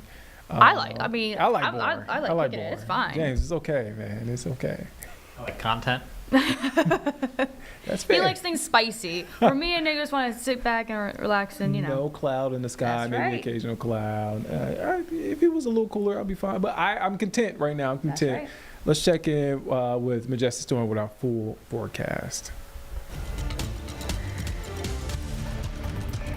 Well, good Wednesday afternoon to you, everyone. I'm meteorologist Majestic Storm, and boy, we have another gorgeous day today across the Carolinas. Specifically in the Queen City, it started out as a little bit of a cloudy morning, but now we're seeing gradually clearing skies. Today, we're calling for a mix of sun and clouds, but near seasonal temperatures around those low to mid 80s for most of us. However, it is going to get hot. By Friday, I'm not kidding you, we could see upper 80s and low 90s, and unfortunately, no significant rain over the next 10 days. Now, I don't think we'll be perfectly dry, but we actually need some rain, and we don't have that on the way. We are keeping a close eye on the tropics, though, because we now have our next named storm. We'll get to that, but let's continue with our local forecast. Again, high temperatures today, right around 85 degrees. A nice mix of sun and clouds this afternoon, so if you want to head out, go for a walk, you want to work out in your yard, maybe you just want to take a book and read it outside, it's going to be very comfortable to do that. Out in the mountains today, we'll see a mix of upper 60s and low 70s, 70 degrees in Blowing Rock. Whether you're visiting or you're lucky enough to live there, it's going to be a nice day today. Morganton, 83 degrees for you, 82 out towards Lenoir and Hickory and Maiden, also looking at 82.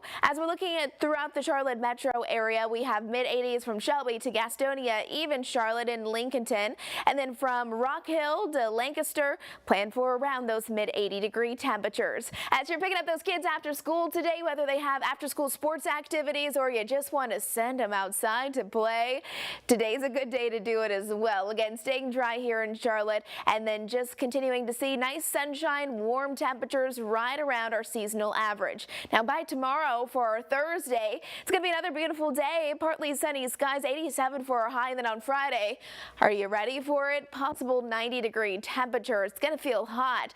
We'll have that high heat, we'll have a bump up in humidity, and then this weekend those temperatures eventually start to drop down just a bit, especially by Sunday and into early next week. Above average temperatures, that seems to be the trend, not just across the entire Carolinas. This takes us into next week, our 6 to 10 temperature check, our temperature outlook now through September 27th, but really throughout the majority of the country, we're anticipating above average temperatures as we're wrapping up the month of September. With the warmer weather, unfortunately, we really don't have much rain with that, so if you were hoping Mother Nature would go ahead and water your grass and your flowers in your gardens, unfortunately, you're going to have to do that yourself. We don't have much rain at all. Here's our futurecast slowing things down, so around 2 o'clock or so this afternoon. Again, just a nice mix of sun and clouds, partly sunny skies. Just after dinner time or so, here's 7 o'clock. Again, could see a stray shower, but for the most part, stray will be the name of the game, meaning most of us, we're actually going to stay quite dry.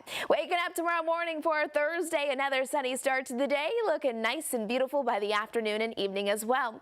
We have Tropical Storm Gabrielle. This is our 11 a.m. advisory, moving north-northwest at 22 miles an hour, sustained winds at 45, gust up to 60. It is expected to intensify, especially Sunday and into Monday. This could turn into our next hurricane. However, it continues to have that more northeasterly steering, and a lot of our spaghetti plots, a lot of our computer models are all agreeing that it stays away from the U.S. We'll have to keep a close eye on Bermuda, but this would be best case scenario for us at least. This is now our 7th named storm of the Atlantic hurricane season. That again is Gabrielle. Here's our Jerry Hunt Super Center 7-day forecast. Beautiful weather for the next several days.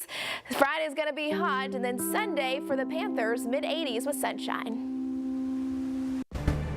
All right, so that is Majestic Storm with a full look at our forecast. Well, let's pop in with a little bit of breaking news. We just got this in, and we will have a press conference with Fed Chair Powell in about, give or take, 15 minutes or so. But we just got word, and I'm reading this from AP News. Also, NBC is reporting this.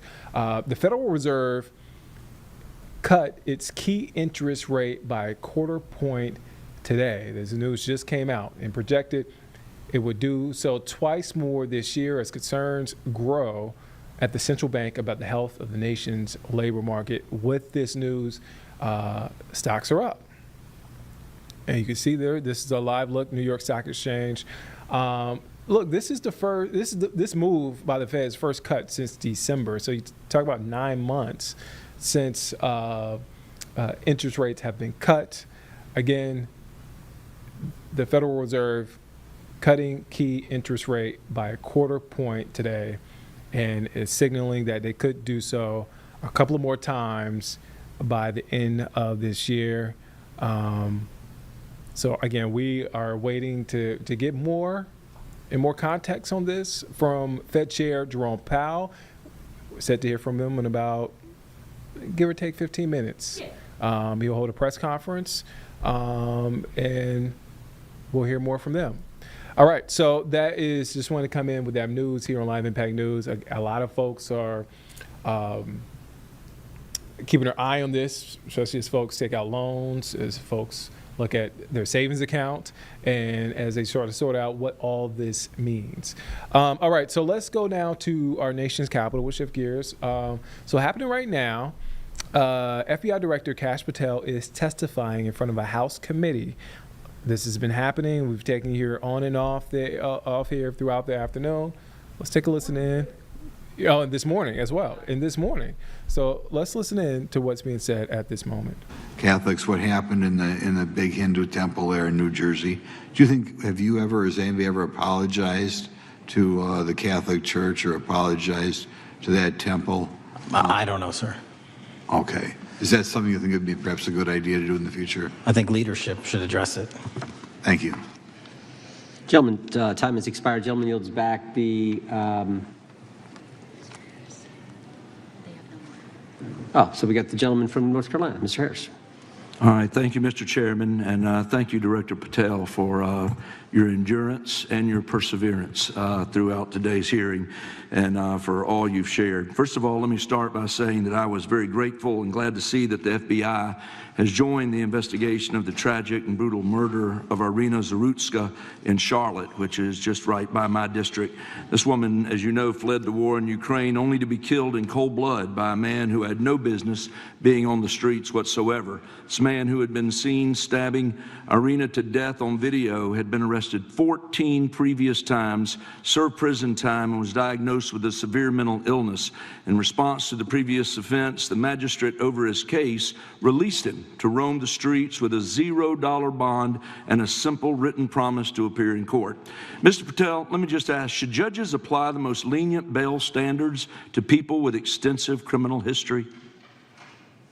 Do they apply the most lenient? I'm sorry. Yeah, should they apply the most lenient bail standards to people with extensive criminal history? That has not been my experience. That should not happen. Is America a place where young women should fear to ride public transit? No. And was Irina Zarutska's death, would you say, possibly the result of Democrats' pro-crime policies? That investigation and matter is in open trial, so I don't want to stylize the evidence. I understand. Well, Mr. Patel, let me just say, taking over the FBI after the Biden administration's blatant weaponization of the agency is no easy feat, as we've recognized throughout this hearing today. For 4 years, we witnessed the Biden administration targeting regular Americans rather than violent criminals. For example, the Biden administration's FBI spent its time and resources going after churches and Christians. We know that the FBI used an undercover agent to collect information about a parishioner. We know that the FBI investigated and surveilled a Catholic priest. And all of this was in response to First Amendment protected activity. Mr. Patel, I want to ask you, should the FBI use its resources to spy on Catholics? Never. So what does it say about the culture of the Biden FBI that law enforcement resources were used to go after Catholics, and some FBI employees were comfortable with taking such actions? Well, pursuant to my transparency initiative and working with Congress on oversight, those documents, that's it. Those documents are available for the American public to see and read and hold people accountable, and that's what I'm committed to. And so have you been able to hold accountable those at the FBI who went after law-abiding Catholic church members? If they did so improperly, yes. Well, I've been a pastor for 36 years, and I've constantly stood up for life and stood up for family amidst a culture that's increasingly hostile to both of those things. And if the Biden administration targeted Catholics, could I have been targeted by the Ray FBI as well? Well, I don't know, but I'm not going to target you. Well, I know that President Trump respects religious liberty and that his administration is seeking to right the wrongs of the Biden administration. Securing our freedoms and protecting faith leaders and communities requires a multi-pronged approach. What would you say in just the last few moments, what is the FBI under your leadership doing to make sure that our religious liberty and religious leaders can rest comfortable this evening? Zealously protecting our First Amendment rights, but zealously going after those that abuse that right that leads to criminal conduct. You will be investigated, you will be looked at, and referred to prosecution every single time the evidence warrants. Thank you, sir. One final area. I do want to draw attention, Mr. Patel, to Waxhaw, North Carolina, a town in my district that just fell victim to a cyber attack on September 12th that interrupted emergency services.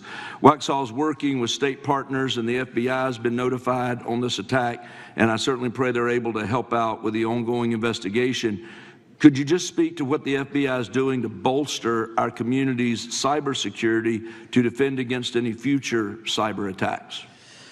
Well, in North Carolina, you're slated to get a plus-up of 22 FBI employees, and they're already on the way. And that encompasses cyber, counter-intel, counterterrorism, field agents, intel operatives. And what we're doing on a macro level on the counterintelligence and cyber front is going after the people that fund these operations on these online platforms and breaking their banks, because once we do that successfully across the board, they won't have the ability to attack us. Well, thank you, Director Patel, and let me just add my comments to those of my colleagues that are very grateful for your leadership, grateful for your courage, your consistency, and for being willing to stand in the gap for us. And with that, Mr. Chairman, I yield back. Gentleman yields back. The gentleman from Missouri is recognized. Thank you, Mr. Chairman. And Director Patel, thank you for being here with us today. Over the past few years, we have seen a disturbing increase of attacks on Christians and conservatives. Since the leak of the Dobbs decision, there have been 354 attacks on Catholic churches. In the first year following the leak, there were more than 100 attacks against pro-life pregnancy care centers, and the shadowy pro-abortion group Jane's Revenge claimed responsibility for 24 of these attacks. Meanwhile, the Biden FBI focused resources on attacking Catholics and peaceful pro-life protesters like Mark Houck and Paul Vaughn. Many of these attacks on Christians and conservatives were coordinated or praised by dark leftist cells who lurk on the online chat rooms of Reddit, Discord, and game sites. This is a war room for Antifa and violent transgender activists. There have been essentially no incidents of violence by Catholics, pro-lifers, or parents at school board meetings, but there have unfortunately been multiple shootings motivated by leftist and transgender ideology, including recent attacks in Nashville, Colorado Springs, Denver, and Aberdeen. Worse, the targeted violence reached a boiling point this past month. A few weeks ago, an anti-Christian transgender terrorist murdered 2 children and injured 17 in a shooting at a Catholic mass. And last week, while we were sitting in this committee room almost to the hour, Charlie Kirk was assassinated by a 22-year-old who appears to have been motivated by leftist and transgender ideology.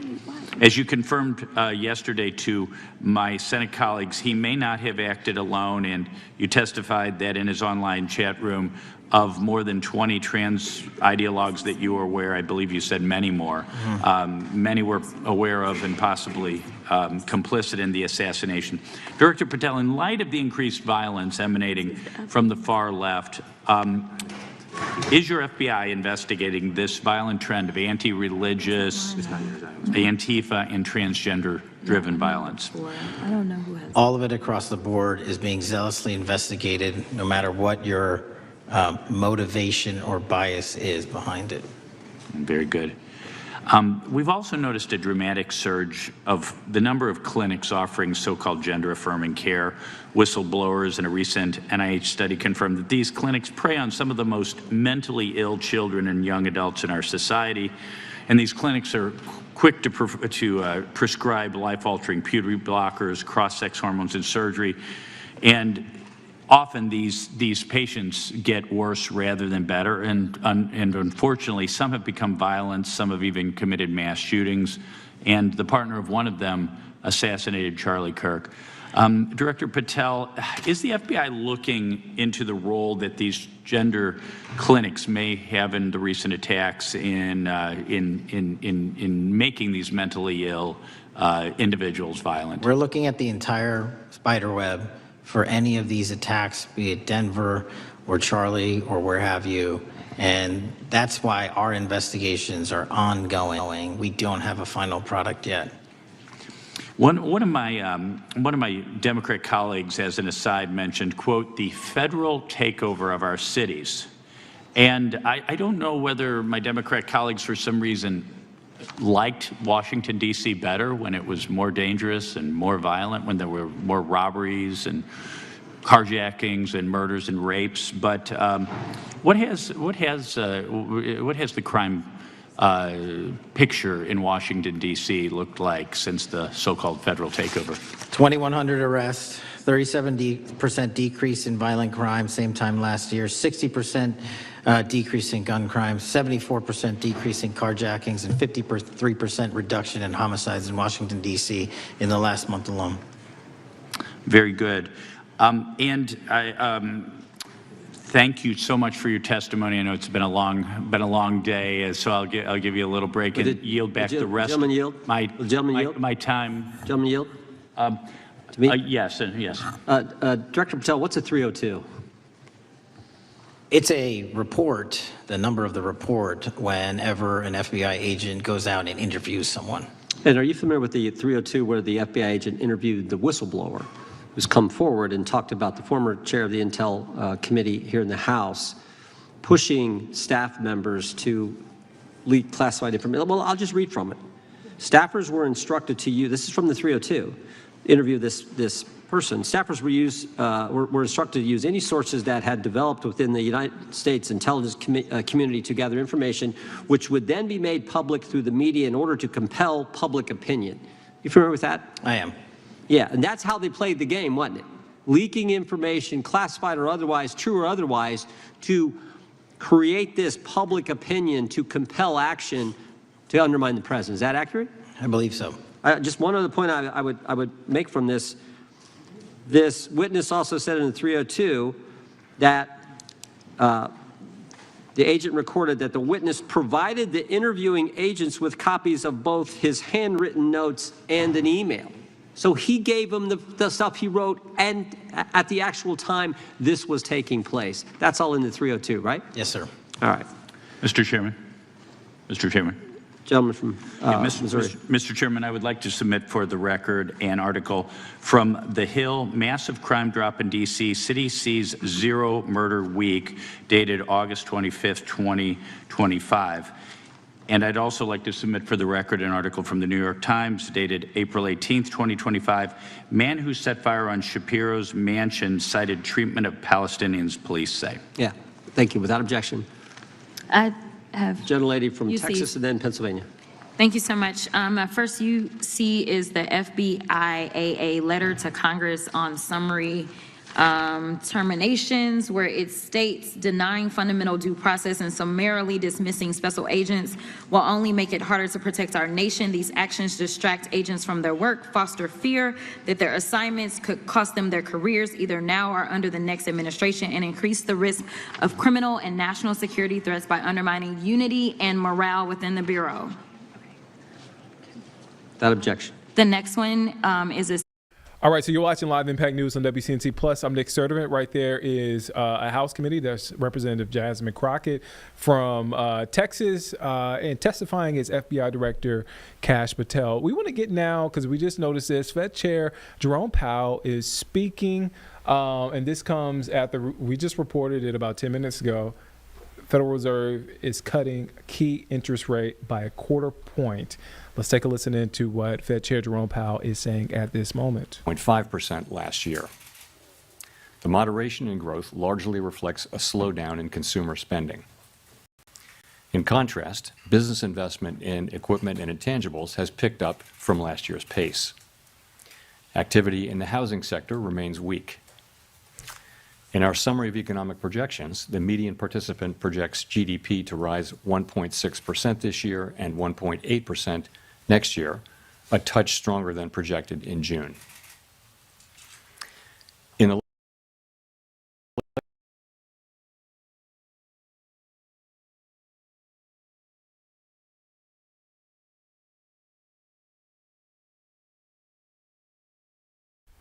All right, so you're watching Live Impact News on WCNC Plus. I'm Nick Sturdivant. So you're watching right now. I know it's frozen. We're working to get the shot back up. This is Fed Chair Jerome Powell. He's speaking about a key interest rate that's been cut. It looks like we got him back. All right, so we're good to go. Okay, gotcha. Here you go. Hold the unemployment rate constant. In addition, wage growth has continued to moderate while still outpacing inflation. Overall, the marked slowing in both the supply of and demand for workers is unusual. In this less dynamic and somewhat softer labor market, the downside risks to employment appear to have risen. In our SEP, the median projection for the unemployment rate is 4.5% at the end of this year and edges down thereafter. Inflation has eased significantly from its highs in mid-2022, but remains somewhat elevated relative to our 2% longer-run goal. Estimates based on the Consumer Price Index and other data indicate that total PCE prices rose 2.7% over the 12 months ending in August, and that, excluding the volatile food and energy categories, core PCE prices rose 2.9%. These readings are higher than earlier in the year as inflation for goods has picked up. In contrast, disinflation appears to be continuing for services. Near-term measures of inflation expectations have moved up on balance over the course of this year on news about tariffs, as reflected in both market and survey-based measures. Beyond the next year or so, however, most measures of longer-term expectations remain consistent with our 2% inflation goal. The median projection in the SEP for total PCE inflation is 3.0% this year and falls to 2.6% in 2026 and to 2.1% in 2027. Our monetary policy actions are guided by our dual mandate to promote maximum employment and stable prices for the American people.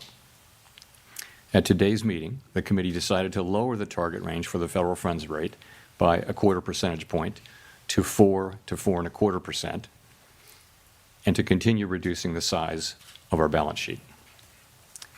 Changes to government policies continue to evolve, and their effects on the economy remain uncertain.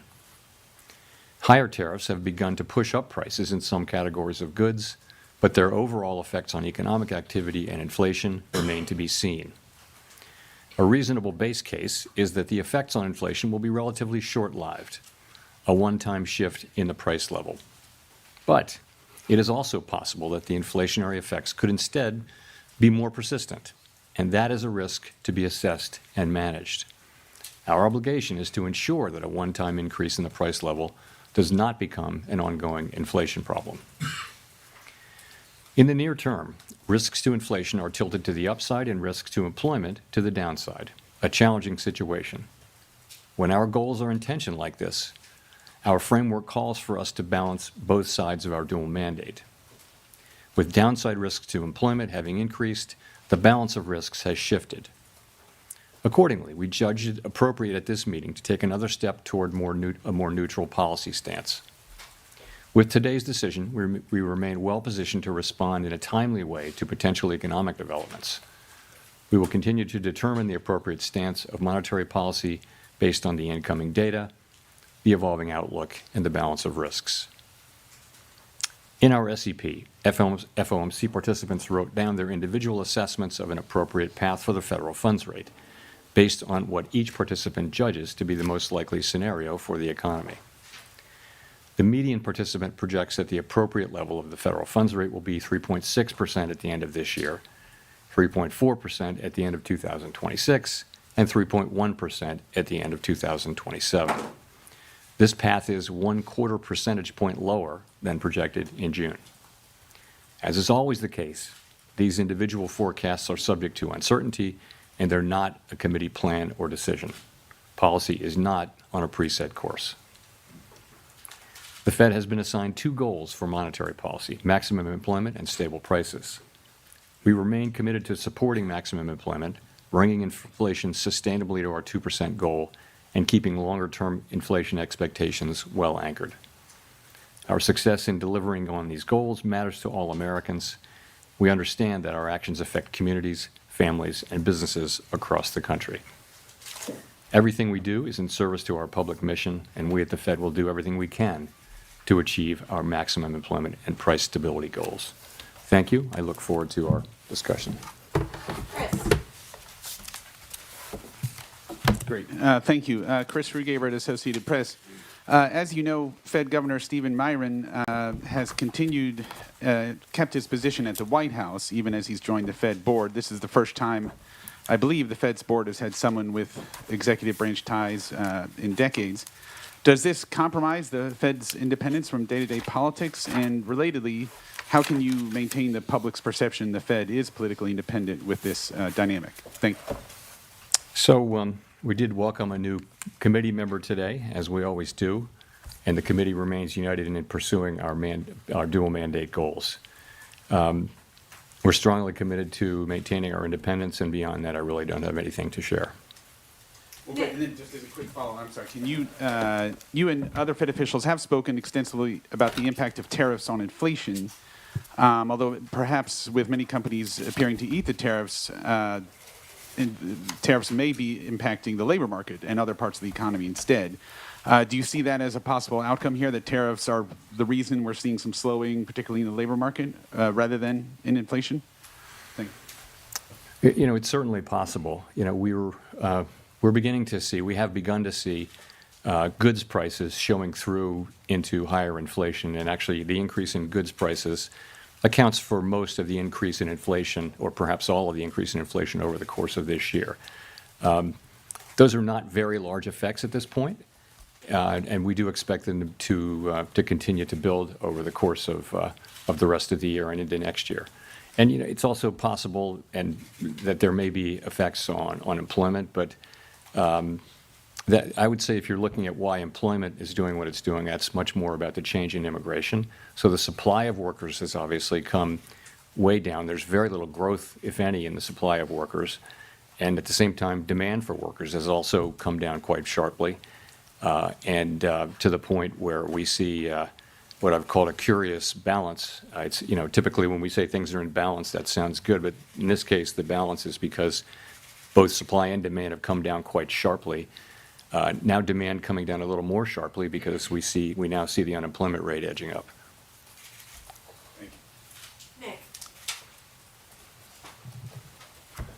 Nick Timmeros of the Wall Street Journal. Chair Powell, do economic conditions and the balance of risks no longer warrant a restrictive policy setting? So I don't think we can say that. What we can say is this, that over the course of this year, we've kept our policy at a restrictive level, and people have different views, but a clearly restrictive level, I would say. So, and we were able to do that over the course of this year because the labor market was in very solid condition with strong job creation and all those things. I think if you go back to April and now look at the revised job creation numbers for May, June, July, and August, I can no longer say that. So what that means is that the risks were clearly tilted toward inflation. I would say they're moving toward equality. Maybe they're not quite out of equality. We don't need to know that. But we do know that they've moved meaningfully toward greater equality, the risks between the two goals, and that suggests that we should be moving in the direction of neutral, and that's what we did today. Under what circumstances would a larger than 25 basis points rate cut be warranted, and how seriously was that option entertained at your meeting this week? There wasn't widespread support at all for a 50 basis point cut today. I think we've done very large rate hikes and very large rate cuts in the last 5 years, and you tend to do those at a time when you feel that policy is out of place and needs to move quickly to a new place. That's not at all what I feel certainly now. I feel like our policy has been doing the right thing so far this year. I think we were right to wait and see how tariffs and inflation and the labor market evolved. I think we're now reacting to the much lower level of job creation and other evidence of softening in the labor market and saying, well, those risks are maybe not fully balanced, but moving in the direction of balance now, and so that warrants a change in policy. Colby Smith with the New York Times. Should we be viewing today's cut as the committee taking out some insurance against the possibility that the labor market is at risk of weakening? Or is it the committee's view that the dynamics of a downturn are already in place? I guess I'm just trying to square the shift in the rate forecast in the SEP towards more cuts than just 3 months ago, with the fact that the forecast for unemployment didn't change. Yeah, I think you could think of this in a way as a risk management cut, because if you look at the SEP, actually, the projections for growth this year and next actually ticked up just a little bit, and inflation and unemployment didn't really move much. So what's different now? What's different now is that you see a very different picture of the risks to the labor market. You've seen, we were looking at 150,000 jobs a month at the time of the last meeting, and now we see the revisions and we see the new numbers. And I don't want to put too much emphasis on payroll job creation, but it's just one of the things that suggests that the labor market is really cooling off, and that tells you that it's time to take that into account in our policy. So just looking at the SEP once again, the median participant has inflation higher than previously expected by the end of next year, and the Fed not getting back to the 2% target until 2028. So I guess I'm just wondering how you characterize the risk to price pressures of kicking off a series of cuts at this point. Yeah, so I would look at it this way. We fully understand and appreciate that we need to remain fully committed to restoring 2% inflation on a sustained basis, and we will do that. At the same time, we've got to weigh the risks to the two goals. And I would say since April, to me, the risks of higher and more persistent inflation have probably become a little less. And that's partly because the labor market has softened, GDP growth has slowed. So I would just say that the risks there have been less than one might think. And in terms of the labor market, what we're seeing is unemployment is still low. It's still a relatively low rate, but we're seeing downside risks.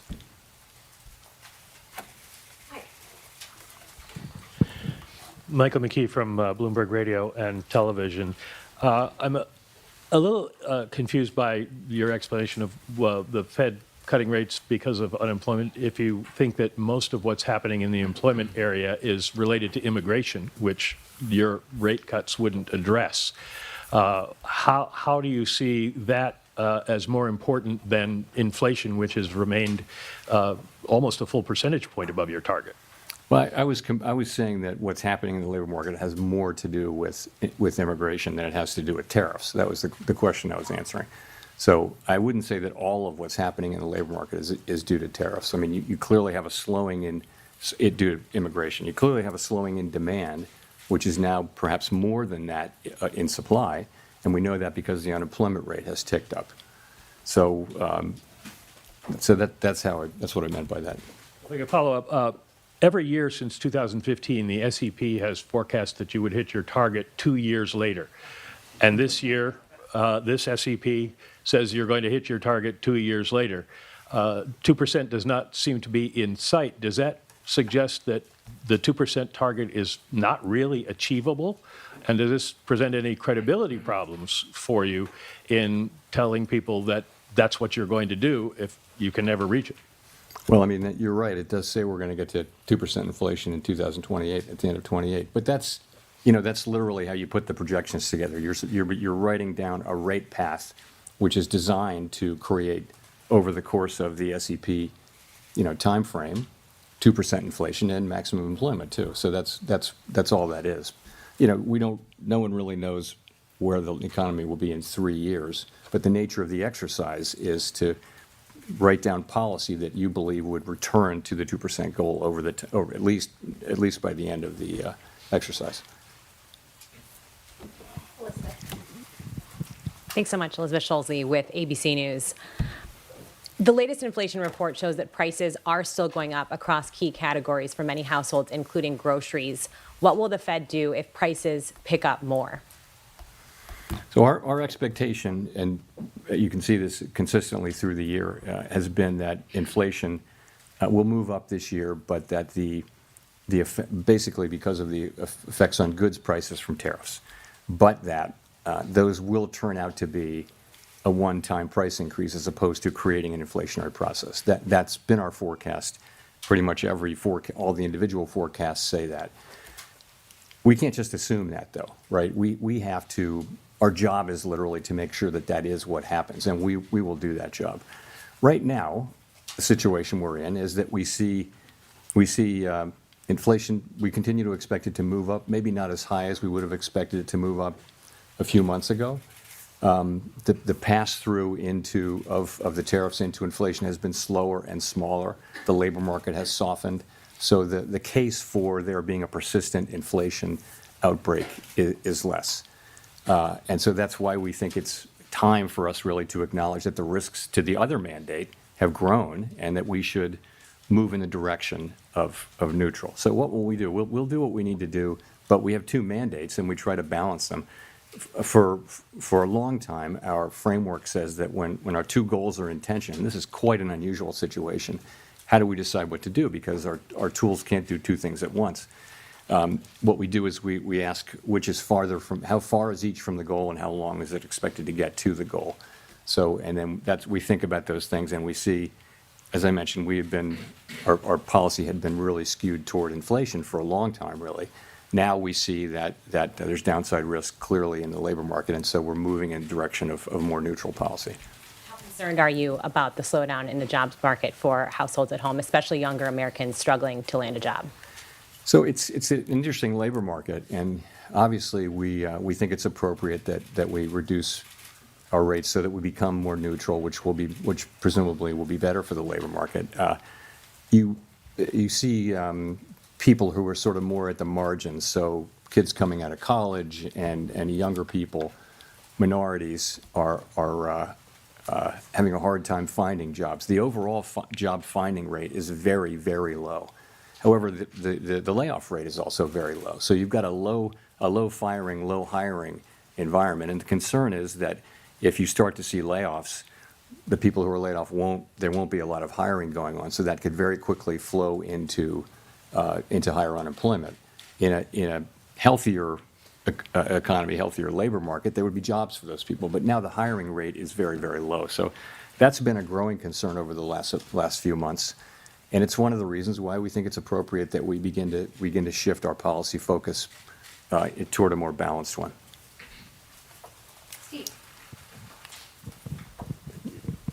Steve Leisman, CNBC. Mr. Chair, in the past, during rate cuts, you used the word recalibration.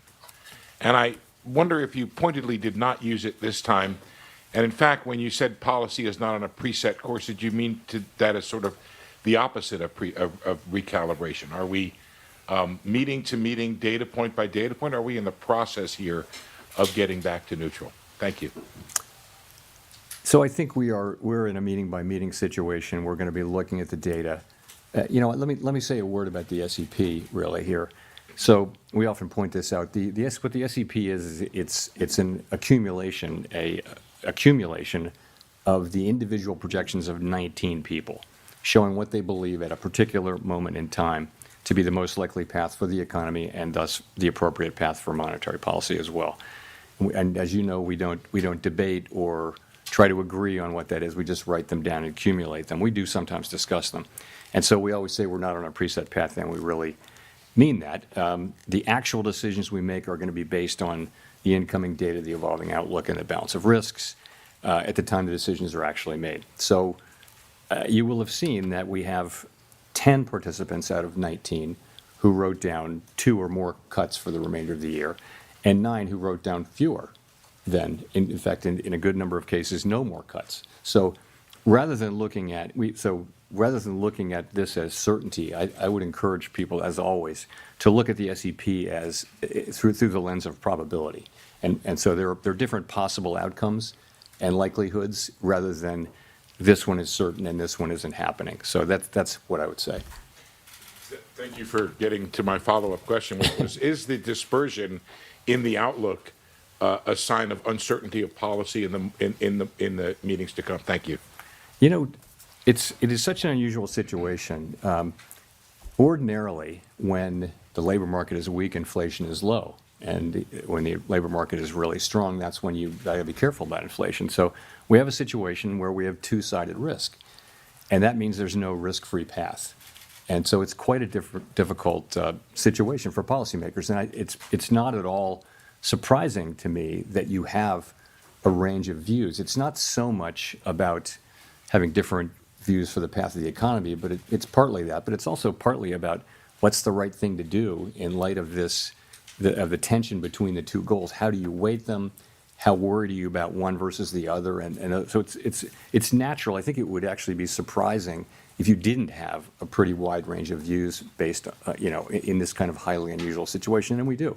So, but we get together, we discuss, we have a great discussion, and then we decide what to do and we act. But you're right that it's a wide dispersion of views, and I think that's understandable and natural in the current situation.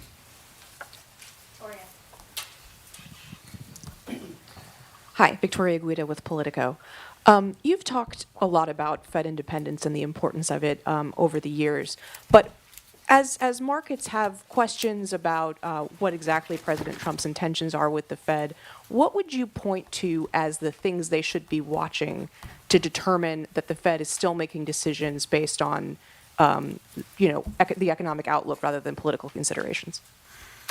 Look, it's deeply in our culture to do our work based on the incoming data and never consider anything else. That's just everybody who's at the Fed really feels strongly about that way. So, You'll know it by the way we talk about what we're doing, by the speeches that people give, by the decisions that we make. You'll know that we're just still going to do that. That's all we do. And we don't frame these questions at all or see them in terms of political outcomes. I think when you get to another part of Washington, everything is seen through the lens of, does it help or hurt this political party, this politician? You know, that's the framework. And I think people find it hard to believe that that is not at all the way we think about things at the Fed. We're taking a longer perspective.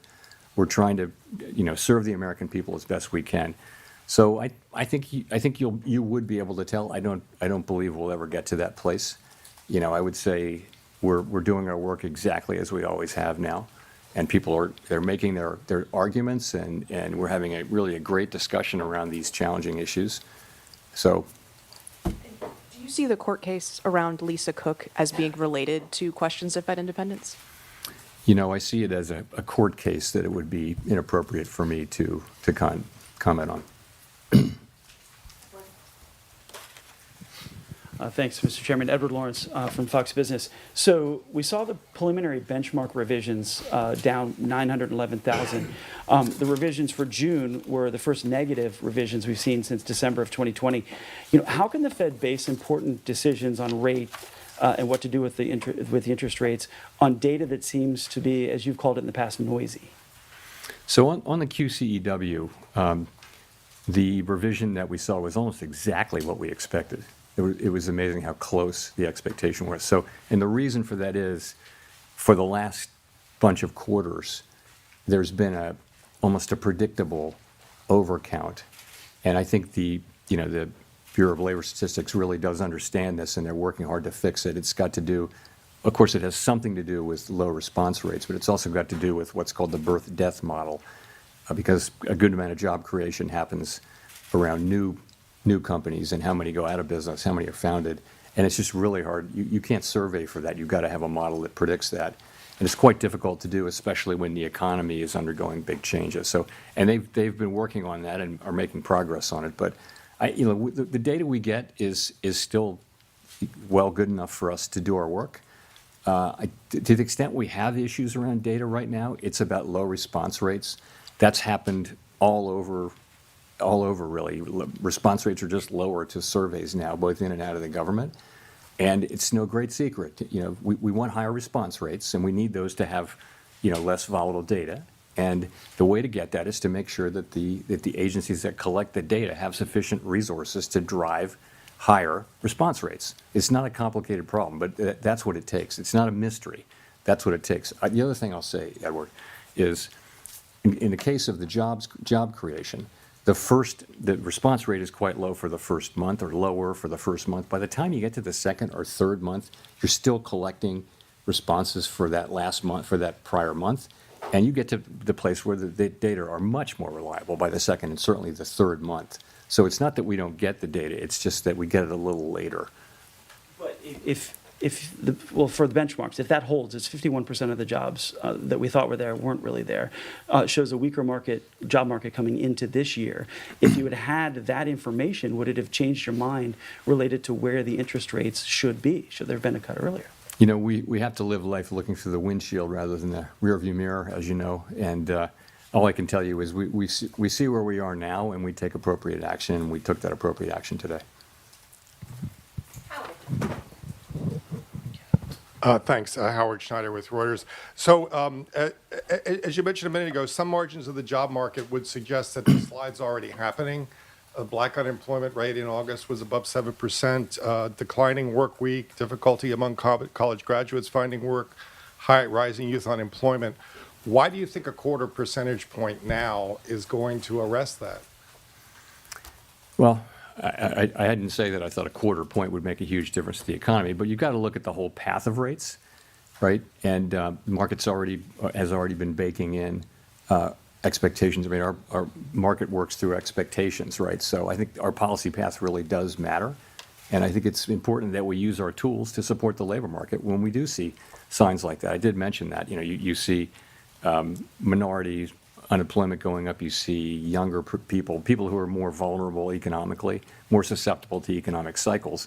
That's one of the reasons, in addition to just overall lower payroll job creation that shows you that at the margin, the labor market is weakening. I would also point to labor force participation. Some part of the significant decline in labor force participation over the last year has probably been cyclical in nature rather than just the usual aging process. So we put all those together, and we see that the labor market is softening, and we don't need it to soften anymore, don't want it to. So we use our tools, and it starts with a 25 basis point rate cut, but the market's also pricing in a rate path. I'm not blessing what the market's doing at all. I'm just saying it's not just one action. As a follow-up to that, the growth mix right now seems very, and on the consumer spending side in the higher income groups, do you feel that that's an unsustainable mix for the economy moving forward? I wouldn't say that. I mean, you're right. Those are two.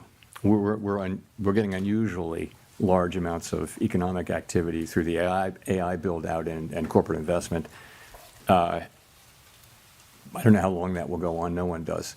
In terms of spending, you saw that the consumer spending numbers were well above expectations, and that may well be skewed toward higher earning consumers. There's a lot of anecdotal evidence to suggest that. Nonetheless, it's spending. So, I mean, I think the economy is moving along. Economic growth is going to be 1.5% or better this year, maybe a little better. Forecasts have been coming up, as you can see. So, labor market unemployment is low, but downside risks, but it's still a low unemployment rate. So, that's how we see it.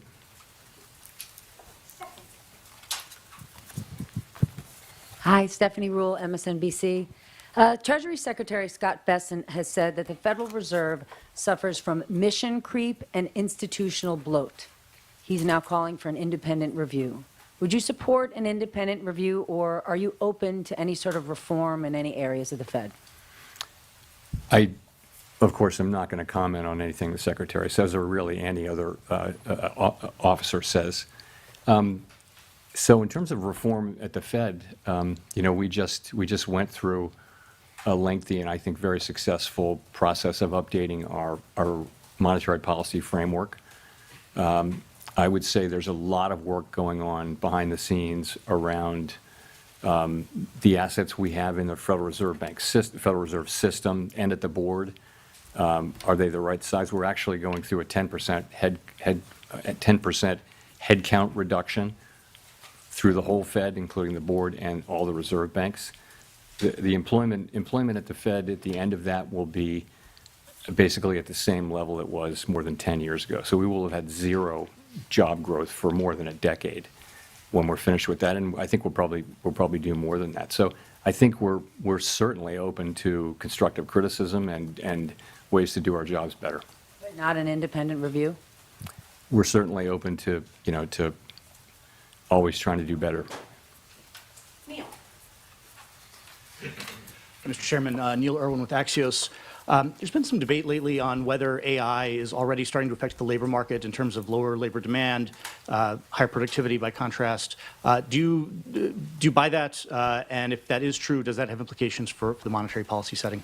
So there's great uncertainty around that. I think my view, which is also a bit of a guess, but widely shared, I think, is that you are seeing some effects, but it's not the main thing driving it. And so particular focus on young people coming out of college, and yeah, there may be something there. It may be that companies or other institutions that have been hiring younger people right out of college are able to use AI more than they had in the past. That may be part of the story.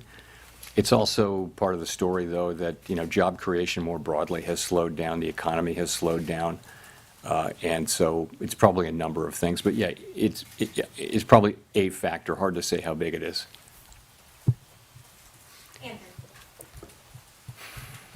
Thanks, Mr. Chairman. What evidence do you see of tariffs showing up in inflation? Well, if you can take goods, just sort of the broad goods category, and last year, goods inflation was negative. If you go back 25 years, that was the typical thing, was that goods inflation was, goods prices generally went down, even adjusting for quality. So that was not the case during the pandemic, of course. Goods inflation went very high, but we had essentially returned to zero or slightly negative inflation. Now, I think goods inflation over the course of the past year is 1.2%, which doesn't sound like a lot, but it's a big change. So we think, I mean, analysts have different views, but we think it's contributing, 0.3 or 0.4 or something like that to the current core PCE inflation reading, which is 2.9%. So it's contributing. What seems to be happening is that, the tariffs are mostly not being paid by exporters, mostly being paid by really the companies that sit between the exporter and the consumer. So if you buy something and you sell it through retail or you use it to make a product, you're probably taking a lot of those costs on and not able to pass it fully along to the consumer yet. That appears to be what we're seeing. All of those companies and entities in the middle, they'll tell you that they have every intention of passing that through in time, but they're not doing that now. To the consumer, the pass-through has been pretty small. It's been slower and smaller than we thought. But the evidence is it's very clear that there's some pass-through. I also wanted to ask if you could share with us the conditions under which you might consider leaving the Fed in May. I have nothing new on that for you today.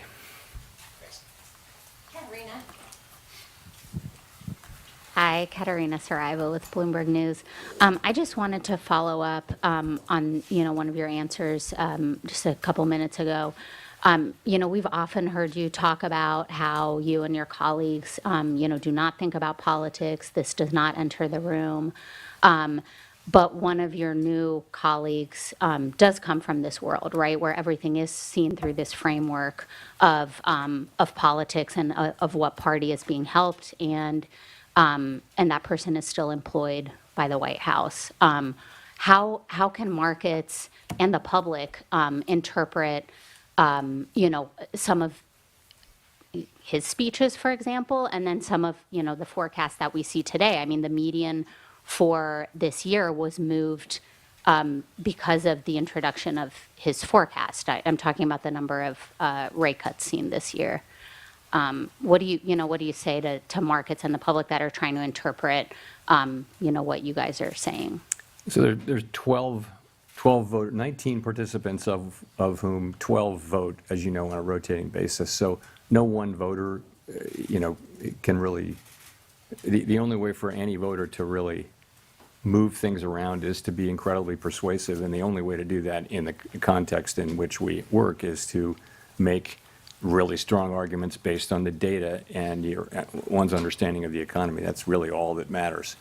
And that's how it's going to work. And I think that is the way the institution, that's in the DNA of the institution. That's not going to change.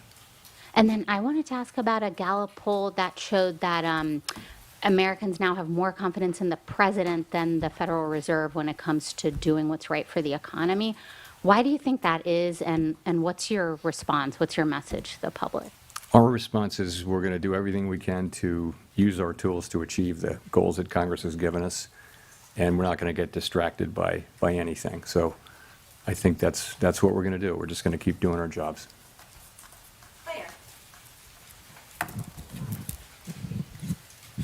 Claire Jones, Financial Times. Given the range of views expressed prior to the meeting, I think there was a lot less dissent today than a lot of people expected.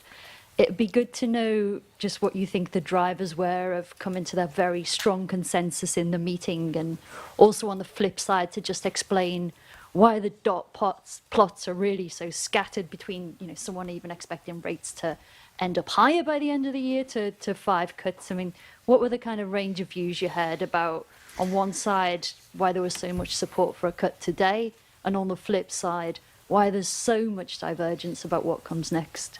So I think there's quite a wide assessment that the situation has changed with respect to the labor market. Whereas we could still say, and did say in July, at the time of the July meeting, that the labor market was in solid condition, and we could point to 150,000 jobs per month and many other things. I think that the new data that we've had, and it's not just payrolls, it's other things as well, suggests that there really is meaningful downside risk. I said there was downside risk then, but I think that that downside risk is now a reality, and there's clearly more downside risk. So I think that's broadly accepted. And so that meant different things for different people. Some wrote down, almost everyone wrote down, supported this cut, and some supported more cuts and some didn't, as you will see from the dot plot. So that's just the way it is. I mean, people have, you have people who take this work very seriously, think about it all the time, do their work, discuss it with our colleagues. We endlessly discuss this between ourselves, and then we have a meeting where we put it all out on the table, and this is what you get. And you're right, there's a range of views in the dots, and I think that's, like I said, very unsurprising given the quite unusual, historically unusual nature of the challenges that we face. But let's remember, though, the unemployment rate's 4.3%. The economy's growing at 1.5%. So it's not a bad economy or anything like that. We've seen much more challenging economic times. But from a policy standpoint, the standpoint of what we're trying to accomplish, it's challenging to know what to do. There are, as I mentioned earlier, there are no risk-free paths now. It's not incredibly obvious what to do. So we have to keep our eye on inflation. At the same time, we cannot ignore and must keep our eye on maximum employment, which is those are our two equal goals. And you will see that there are a range of views on what to do. Nonetheless, we came together today at the meeting and acted with a high degree of unity. Archie. Thank you. Archie Hall from The Economist. You mentioned earlier that job creation was running below your guess at its break-even rate. I'd be curious to hear a bit more about that and where you think the break-even rate is. So there are many different ways to calculate it, and none of them is perfect. But it's clearly come way down. You could say it's somewhere between 0 and 50,000, and you'd be right or wrong. I mean, there's just many different ways to do it. So wherever it was, 150,000, 200,000 a few months ago, it's come down quite significantly, and that's because a very lower amount of people are joining the labor force.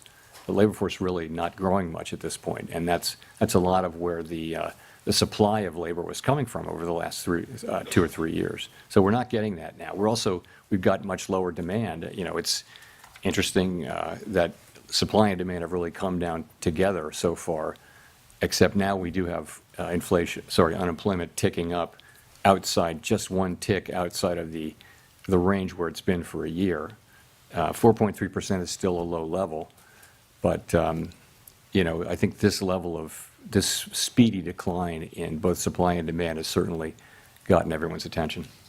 I'll follow up if I may. You mentioned the downside risk to employment a fair amount, but it's striking that measures of kind of activity and output for the third quarter, those that we have, seem pretty strong. The Atlanta Fed's GDP now is very strong. You mentioned strong PCE numbers as well. How do you square those things? Is there a chance actually could be upside risk to the labor market if those activity measures are right? Well, that would be great. We'd love that to happen.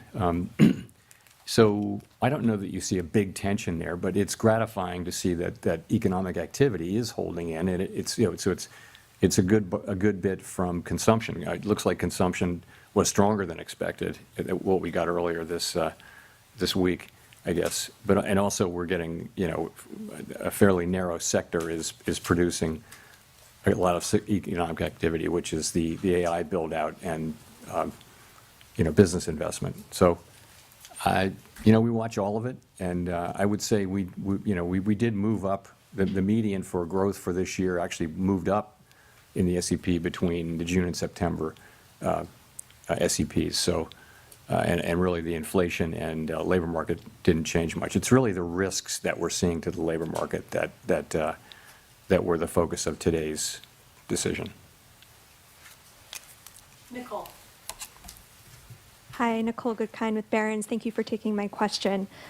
Given the cumulative impact of high interest rates on the housing sector, I'm wondering how concerned you are that current rate levels are exacerbating housing affordability issues and potentially hindering household formation and wealth accumulation for a segment of the population? You know, housing is an interest-sensitive activity, so it's at the very center of monetary policy. When the pandemic hit and we cut rates to zero, the housing companies were incredibly grateful, and it was really, they said that was the only thing that kept them going, was that we cut so aggressively and provided credit and things like that, and they were able to finance because we did that. The other side of that is when inflation gets high and we raise rates, and you're right, it does burden the housing industry, and so rates have come down a bit, and as that happens, we don't set mortgage rates, but our policy rate changes do tend to affect mortgage rates, and that has been happening, and that'll of course raise demand. Lower borrowing rates for builders will help, builders will help supply. And so some of that should happen. I think most analysts think that it would have to be pretty big changes for it to matter a lot, big changes in rates to matter a lot for the housing sector. And the other thing is by achieving maximum employment and price stability, that's a strong economy, that's a good economy for housing. And then the last thing I'll say is, there's a deeper problem here. There's not a cyclical problem that the Fed can address, and that just is a pretty much nationwide housing shortage. Or a lot of places in the country just don't have enough housing for people, and all of the areas around metropolitan areas like Washington, for example, are very built up, and so you're having to build farther and farther out, and so that's where it is. And just a quick follow-up. During the last SEP, or the press conference following the last SEP, you seemed to indicate that policymakers lacked conviction about their projections, and I'm wondering if you still feel that way. Forecasting is very difficult even in placid times, and as I've mentioned before, forecasters are a humble lot with much to be humble about. So I think right now is a particularly challenging time, even more uncertain than usual. And so I don't know any forecaster anywhere, really. Ask any of the forecasters whether they have great confidence in their forecast right now. I think they'll honestly say no. Folks, we've been listening into Fed Chair Jerome Powell addressing questions and really discussing the decision today, the Fed lowering the benchmark rate for interest. It's now set at 4%, down a quarter point. And so this was a really anticipated decision today. There's a lot to kind of break down surrounding this. So let's do a recap for you, what we all know about the situation, and we're going to have a little bit more context. But here's Karen Kafa with the very latest on the decision today. The Federal Reserve on Wednesday cutting interest rates for the first time in 2025. In light of the shift in the balance of risks, today the Federal Open Market Committee decided to lower our policy interest rate by a quarter percentage point. The move comes as the Fed continues to assess the impact of President Donald Trump's tariffs on inflation, which has begun to tick up, and as the labor market shows multiple warning signs. We've seen hiring slow. Teen unemployment is skyrocketing. Black unemployment skyrocketing. The Fed is concerned about the job market much more than they are concerned about the inflation side of their mandate. And as credit scores fall at the fastest pace since the Great Recession, the national average FICO score dropped by 2 points this year, according to data released by the analytics company Tuesday, the most since 2009. Inflation is sticking around. Interest rates are still really high, even with these cuts from the Fed.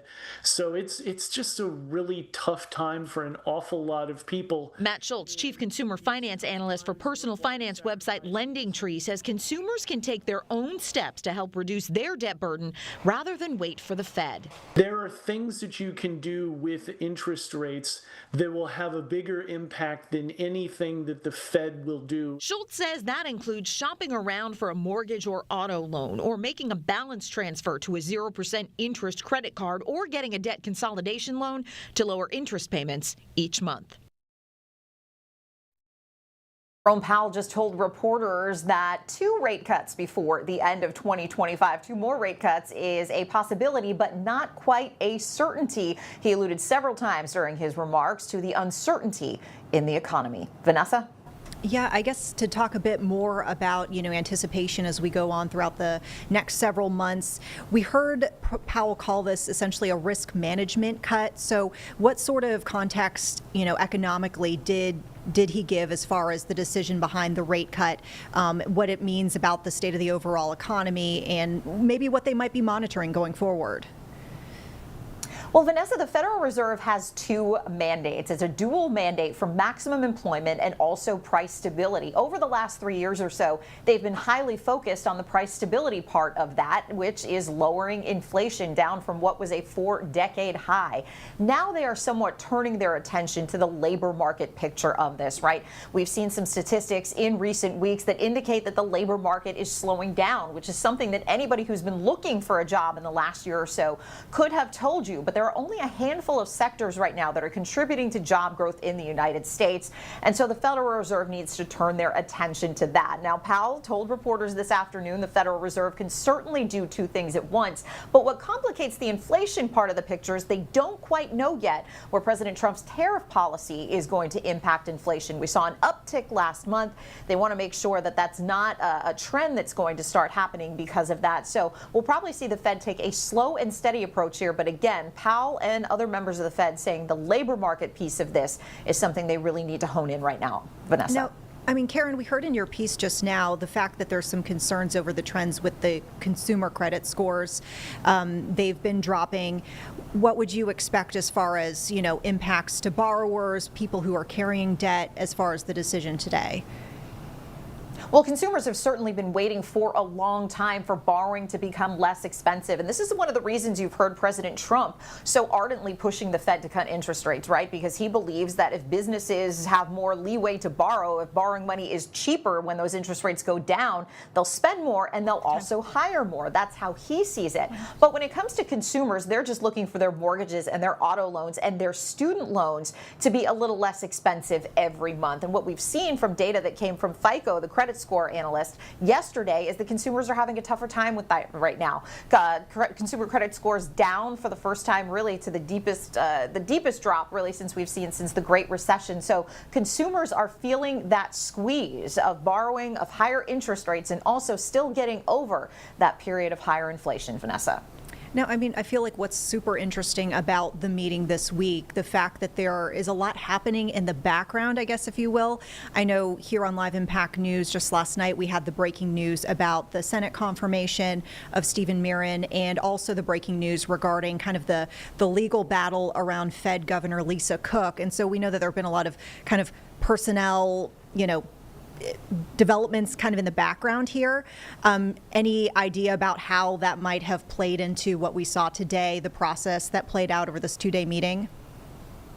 Yeah, this 2-day meeting was seen as highly unusual because all of that personnel drama was kind of churning in the background. Stephen Miron did vote today with the Federal Reserve Board of Governors on this rate cut, and he actually was the lone dissenter from that quarter-point rate cut. He wanted to see something deeper. Of course, Stephen Miron is still in his role at the White House, and that is so highly unusual. And we heard Federal Reserve Chairman Jerome Powell talk about how the Fed is going to remain independent, that the central bank is committed to its independence without political interference. But what we have seen in recent months is President Trump trying to reshape that Federal Reserve in a way that's more in alignment with his policies. And that is so unprecedented, having Miron in that dual role right now. And of course, what's happening with Lisa Cook as well. So today, just that one dissent. So really, the Fed was going to do what it was going to do anyway. But in the months to come, especially as President Trump eyes someone to replace Jerome Powell at the end of his term next spring, there are many who are observing this, economists especially, who are worried about what that might mean for their independence. Yeah, a lot of eyeballs on all the decisions to come. Karen Caifa, thank you so much for your time. You bet. And folks, here on Live Impact News, we're going to take a quick break. We'll be back in 2 minutes with more of your headlines.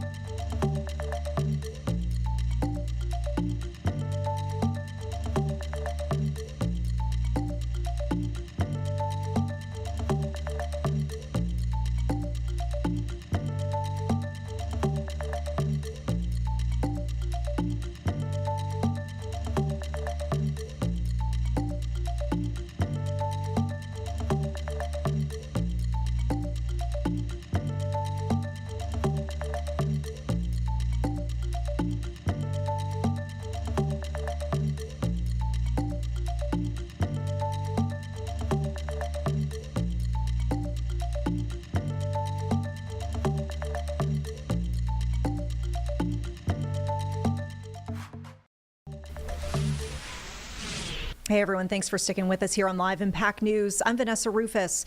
We are turning now to a story here in Charlotte we've been keeping an eye on very closely. Really tragic story. CMPD giving us an update on a scene that they've been looking at in the Steel Creek area, and unfortunately we've learned that at a scene there's actually two scenes, but we don't know if they're connected. One of the scenes, a 4-year-old boy was apparently shot and killed earlier this morning. We are going to go now to the CMPD update on the very latest. As always, we'll jump in with anything big and breaking. And I would start with good morning, but this is obviously not a good morning. Officers responded here to Cigar Court just after 6 a.m. In response to a stolen vehicle call for service. Upon arrival, it was determined that as a part of that incident, some shots were fired into a residence here. Those rounds struck a 4-year-old male inside the residence, and unfortunately that male was pronounced deceased on scene.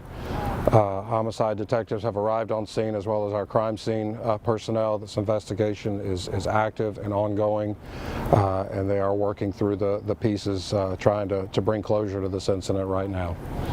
Major, do we know what the suspects are in this case? I'm sorry? Are there any other injuries? No, ma'am, no other injuries other than the deceased. Do we know where the car is, the suspect? We do not know where the suspect vehicle is. We do have information that a black Dodge Charger with red brake calipers was stolen from the scene, and it fled from the neighborhood at a high rate of speed.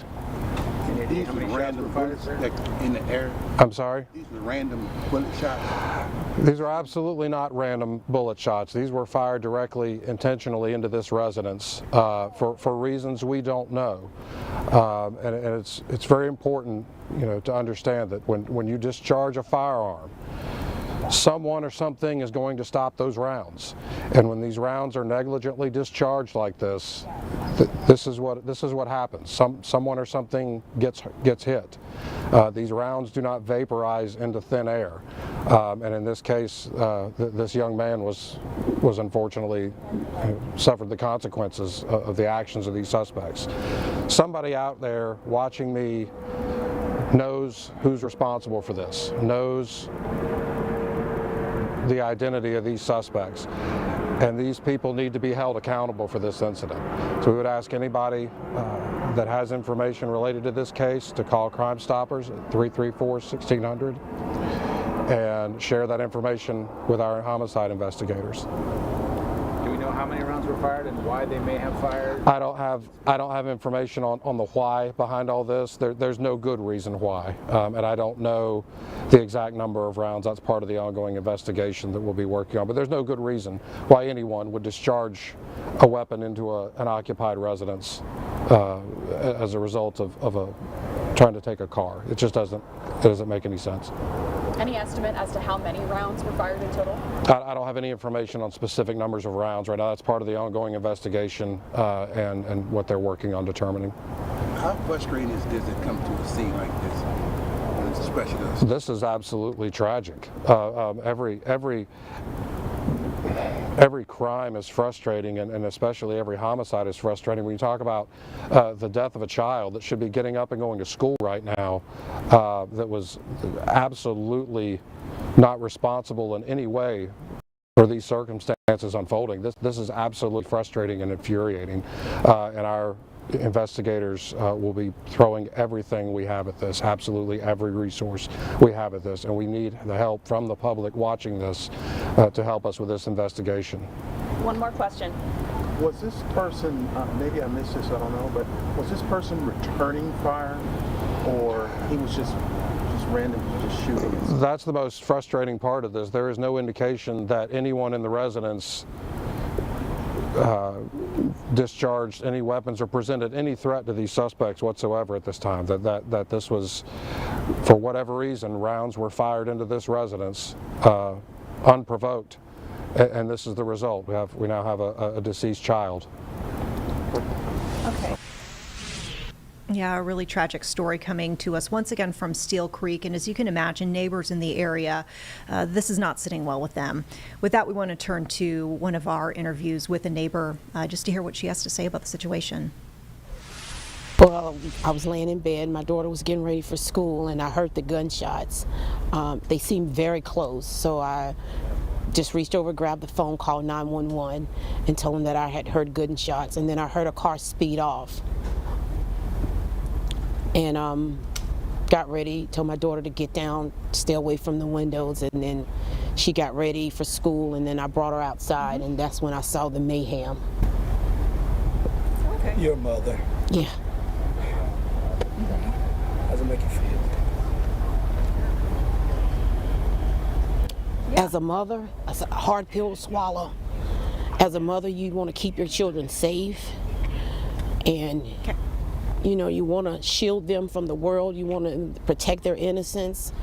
And then when something like this happens, but then when it happens 3 doors down from you, how do you explain it? You know, she's in school now, and she's texting me, "Are you okay? Are you okay?" And I told her I'm fine. She said, "Are you sure?" I said, "I'm fine." But there's a kid down the street 3 houses over who's not okay. He's just lost his mother in January, and now his baby brother. So that kind of pulls on you a little bit. Does this make you worried about living here? You've only been here 2 weeks. Is this foreshadowing of future events? It does. I mean, look at the world we live in. Look at the climate of our world. You're scared everywhere, but this little neighborhood nestled back, we thought it was a great neighborhood, and we still believe and hope that it is, but it does make you alarmed, and it does make you wonder. You've been here, you say 2 weeks? 2 weeks. Where you from? We're from South Carolina. South Carolina. Mm-hmm. Charlotte's been in the news here. Yeah, but I've been here 20-something years. Okay. Yeah. Okay. They say some people say it's a safe city. Is it still a safe city? To be honest, I don't think any place is safe. You know, if you ask me about my little hometown in South Carolina, I like to think we're safe, but something happened there about a year ago. So I don't think we're safe any place. You just have to raise your children right, be good people, and just pray, you know, that you are safe and nothing happens. A lot of the time we hear about crimes are targeted. This time it was a random situation. A child in his bedroom had nothing to do with this. How much worse does that make the situation? Makes it a heck of a lot worse. I don't understand crime, but if it's 2 people going at it, you probably could see that. But then an innocent baby in the bed where they're supposed to be safe in the comfort of their home, that's a heck of a lot worse. Anybody else? Is this going to kind of change your outlook on this area right now? I mean, this was kind of a random type thing. I mean, it's still a fairly safe neighborhood. Mm-hmm. We like it here. I think it'll change how we maneuver, but I don't know. I just know it'll change how we maneuver and how we be on the lookout for things, and how we're going to have a watchful eye. It's one thing not to be safe on Charlotte trains, but not to be safe in Charlotte homes. Yeah, that's another thing, yeah. The train situation, I get that, masses of people, but in our safety of our own home, your home is supposed to be your sanctuary. It's supposed to be safe. And then when things like this happen, it does shake you, and it makes you wonder. And so we'll remind you, we're still working to get more information about this scene, as well as the other scene that we mentioned had a lot of heavy police presence in Steel Creek. We've got a map to show you just to kind of paint the picture. So you see the 2 red dots there. Police activity reported over at Duval Drive near Rivergate Parkway. And this is about 3 miles away from that homicide scene where we told you once again, we've been talking about this 4-year-old boy who was shot and killed this morning.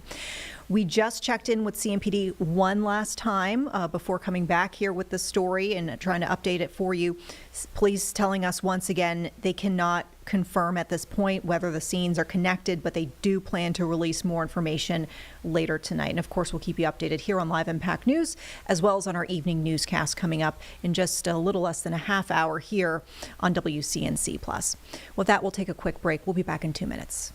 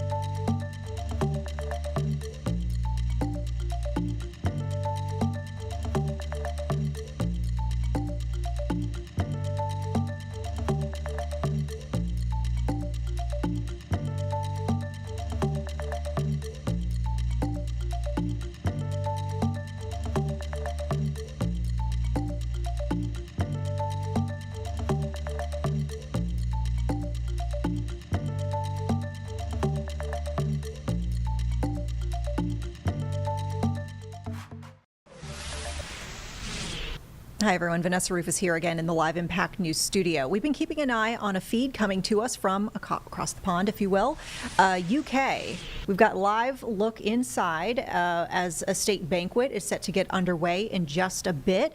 President Donald Trump and First Lady Melania Trump are there at Windsor Castle. King and Queen are hosting them. It feels very Downton Abbey with the new movie coming out. Well, yes, producer James saying I'm sorry, that I totally derailed you, but I couldn't hold back. It's giving him some feels, seeing all of the decor and probably the attire, and it's just, it is lavish. This is what it was kind of coined to be. This is going to be a night where we're hearing about the guest list. Of course, we mentioned President Trump. We're going to hear him apparently give a speech at this event. The king will deliver a speech. You have diplomats here, politicians, U.S. tech giants are in attendance. And we're even getting some ideas about the menu. Transatlantic whiskey sour, Norfolk chicken billetine. This is apparently supposed to give a nod to both British and American fare. And this big event coming in the wake of a series of other ceremonies that the President and First Lady took part in earlier. So there was a carriage procession. They visited the late Queen Elizabeth's tomb. And folks getting ready to dine.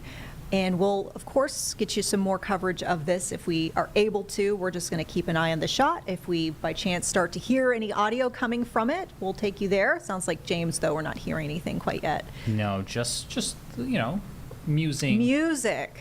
No, musing. Oh, musing. Just, casual conversation. I can bring it up here a little bit if we want to hear it, but it's just sounds. We can eavesdrop just We can eavesdrop. Yes. Yes, ladies and gentlemen, the mics in the room are hot. Oh, I do hear some music, though. I do. I wonder if that's live.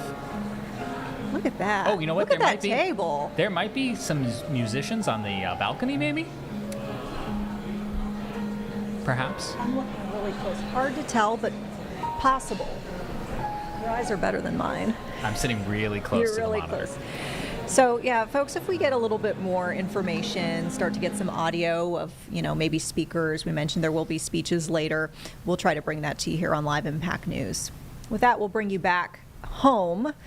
Not quite as lavish, but it is a beautiful day outside. I loved going for the walk today. Hopefully, folks are getting some good outdoor time.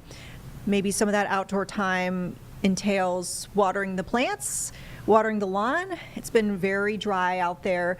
Let's check in now with the latest from the weather front and see what we can expect. Here's meteorologist Majestic Storm.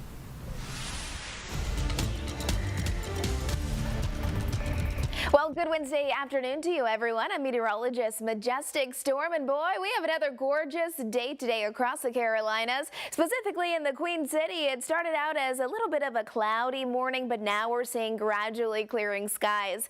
Today, we're calling for a mix of sun and clouds, but near seasonal temperatures around those low to mid 80s for most of us. However, it is going to get hot. By Friday, I'm not kidding you, we could see upper 80s and low 90s, and unfortunately, no significant rain over the next 10 days. Now, I don't think we'll be perfectly dry, but we actually need some rain, and we don't have that on the way. We are keeping a close eye on the tropics, though, because we now have our next named storm. We'll get to that, but let's continue with our local forecast. Again, high temperatures today, right around 85 degrees. A nice mix of sun and clouds this afternoon, so if you want to head out and go for a walk, you want to work out in your yard, maybe you just want to take a book and read it outside, it's going to be very comfortable to do that. Out in the mountains today, we'll see a mix of upper 60s and low 70s, 70 degrees in Blowing Rock. Whether you're visiting or you're lucky enough to live there, it's going to be a nice day today.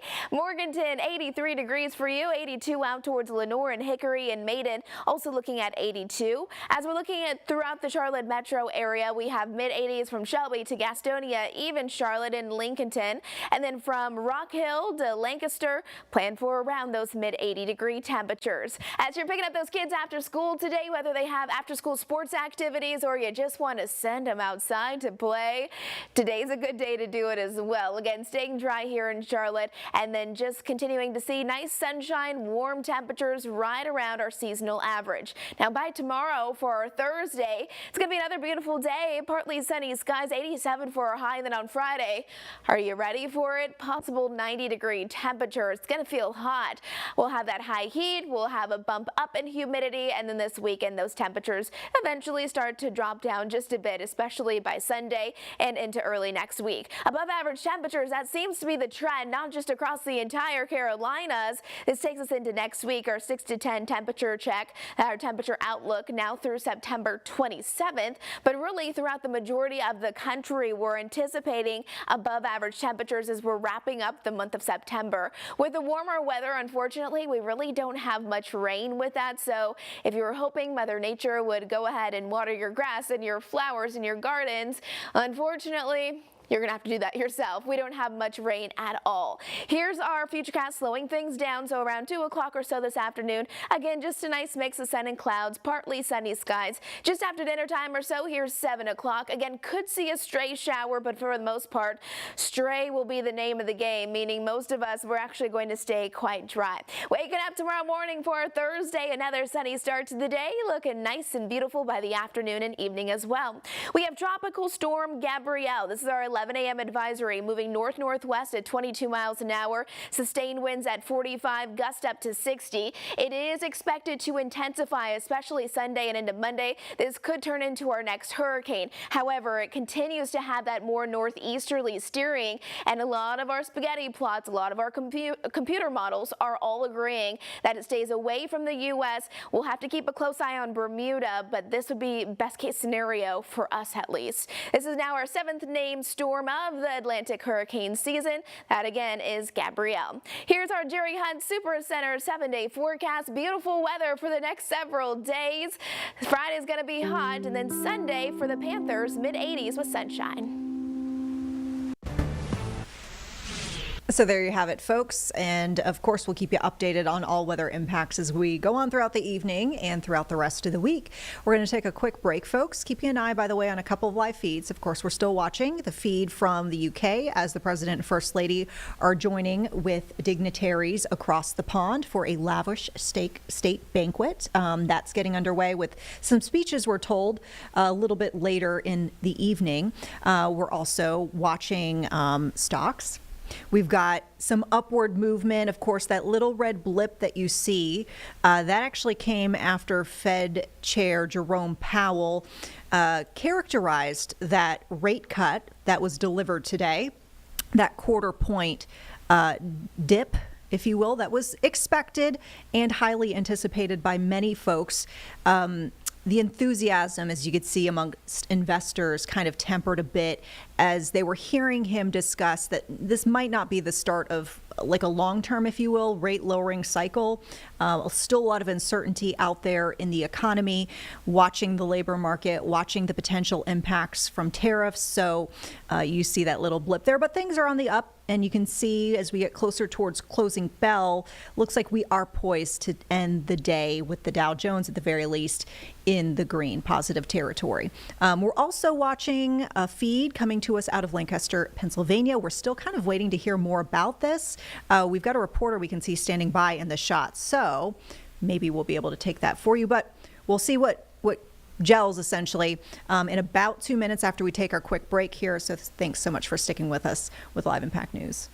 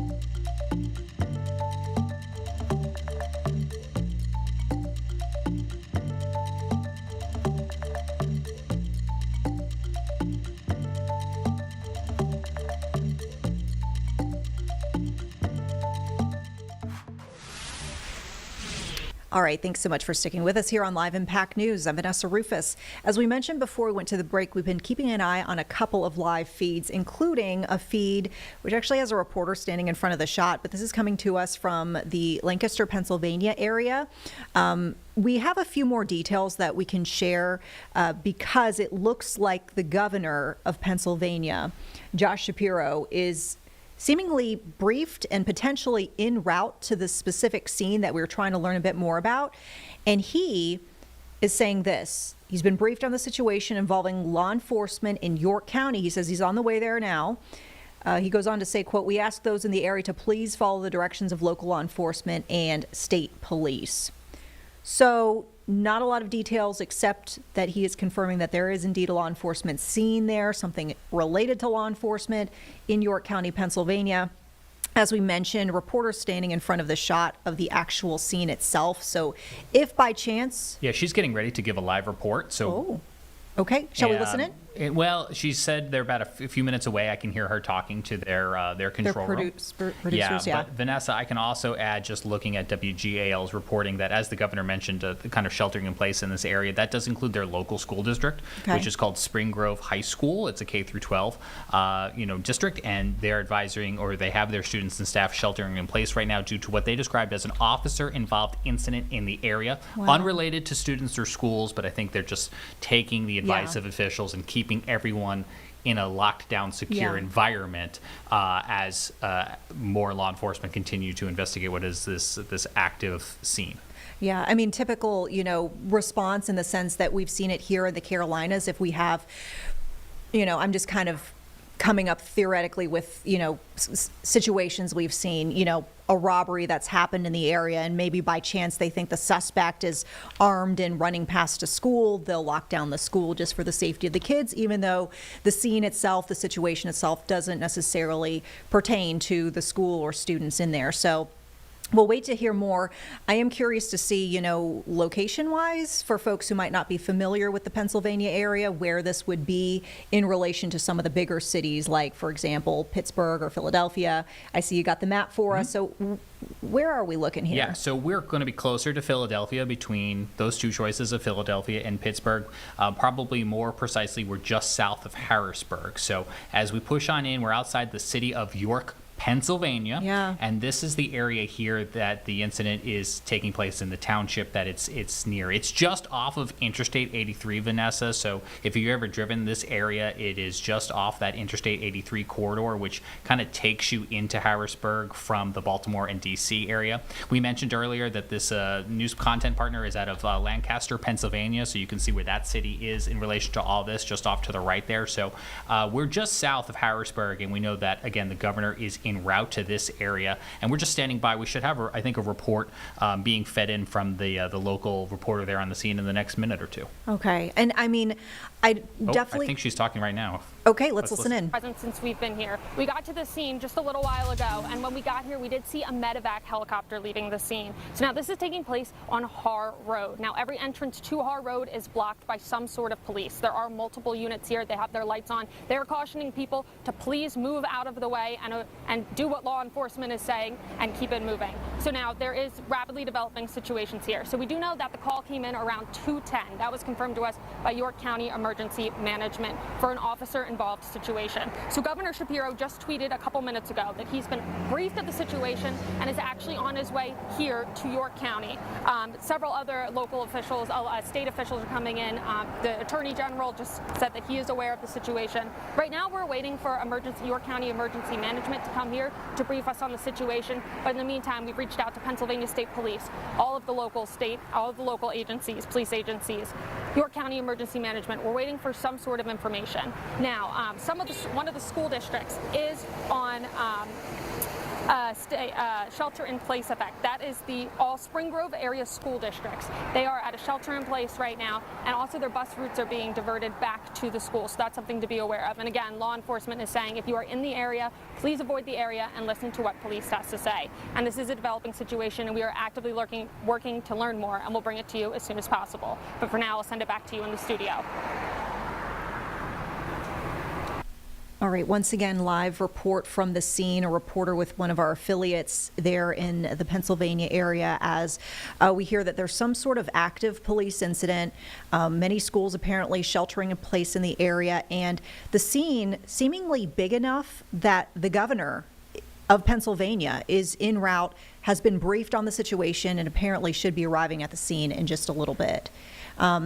This is, a situation we also heard the reporter talking about her witnessing a medevac helicopter. So, leaving the scene.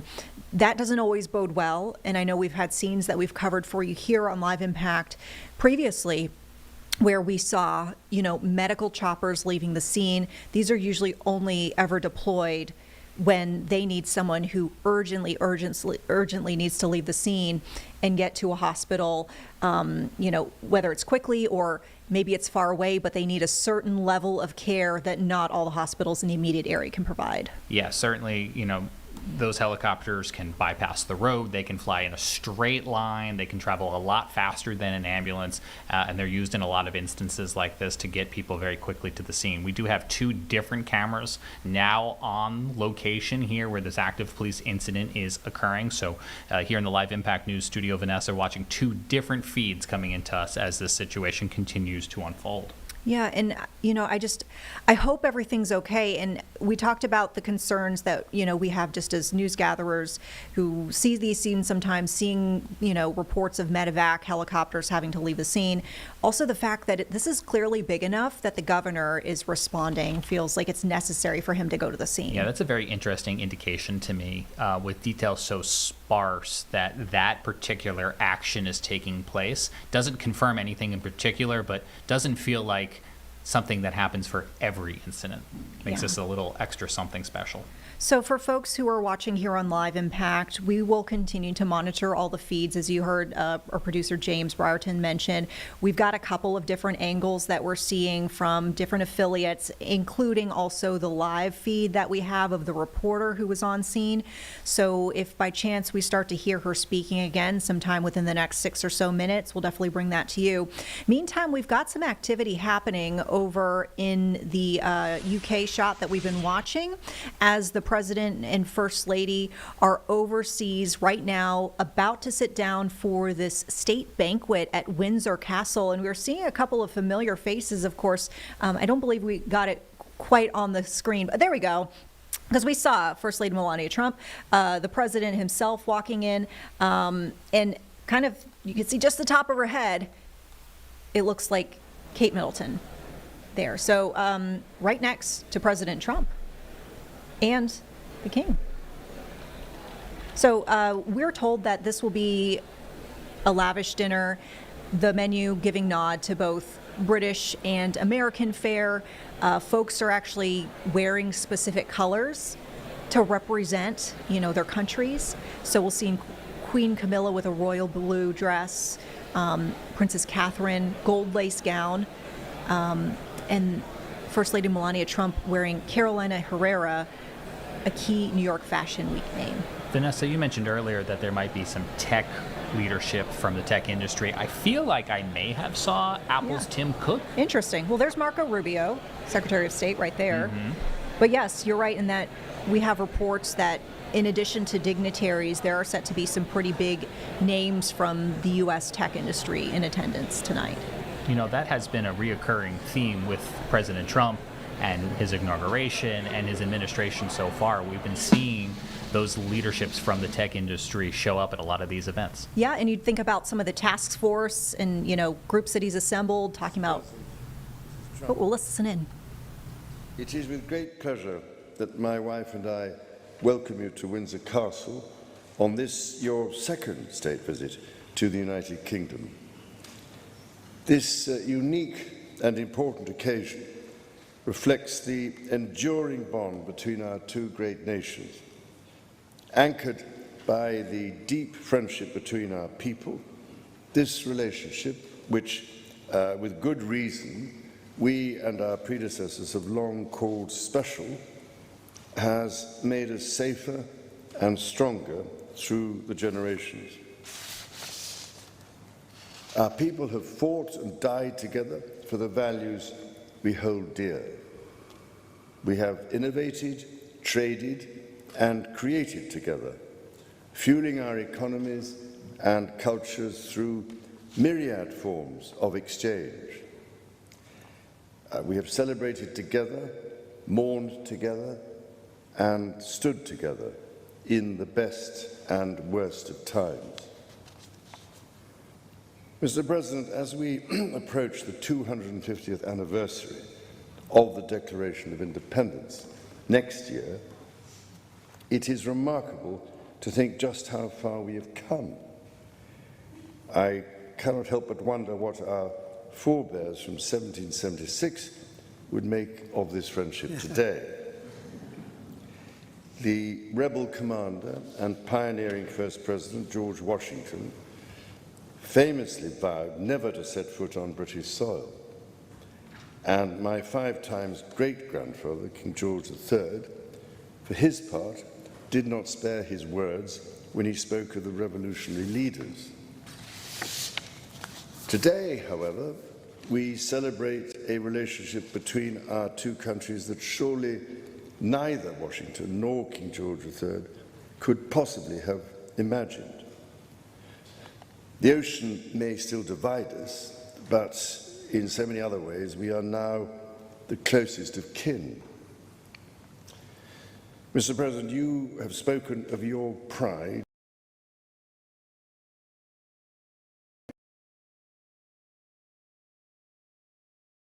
alone, but I understand that British soil makes for rather splendid golf courses. Now, for my part, I have always admired the ingenuity of the American people and the principles of freedom which your great democracy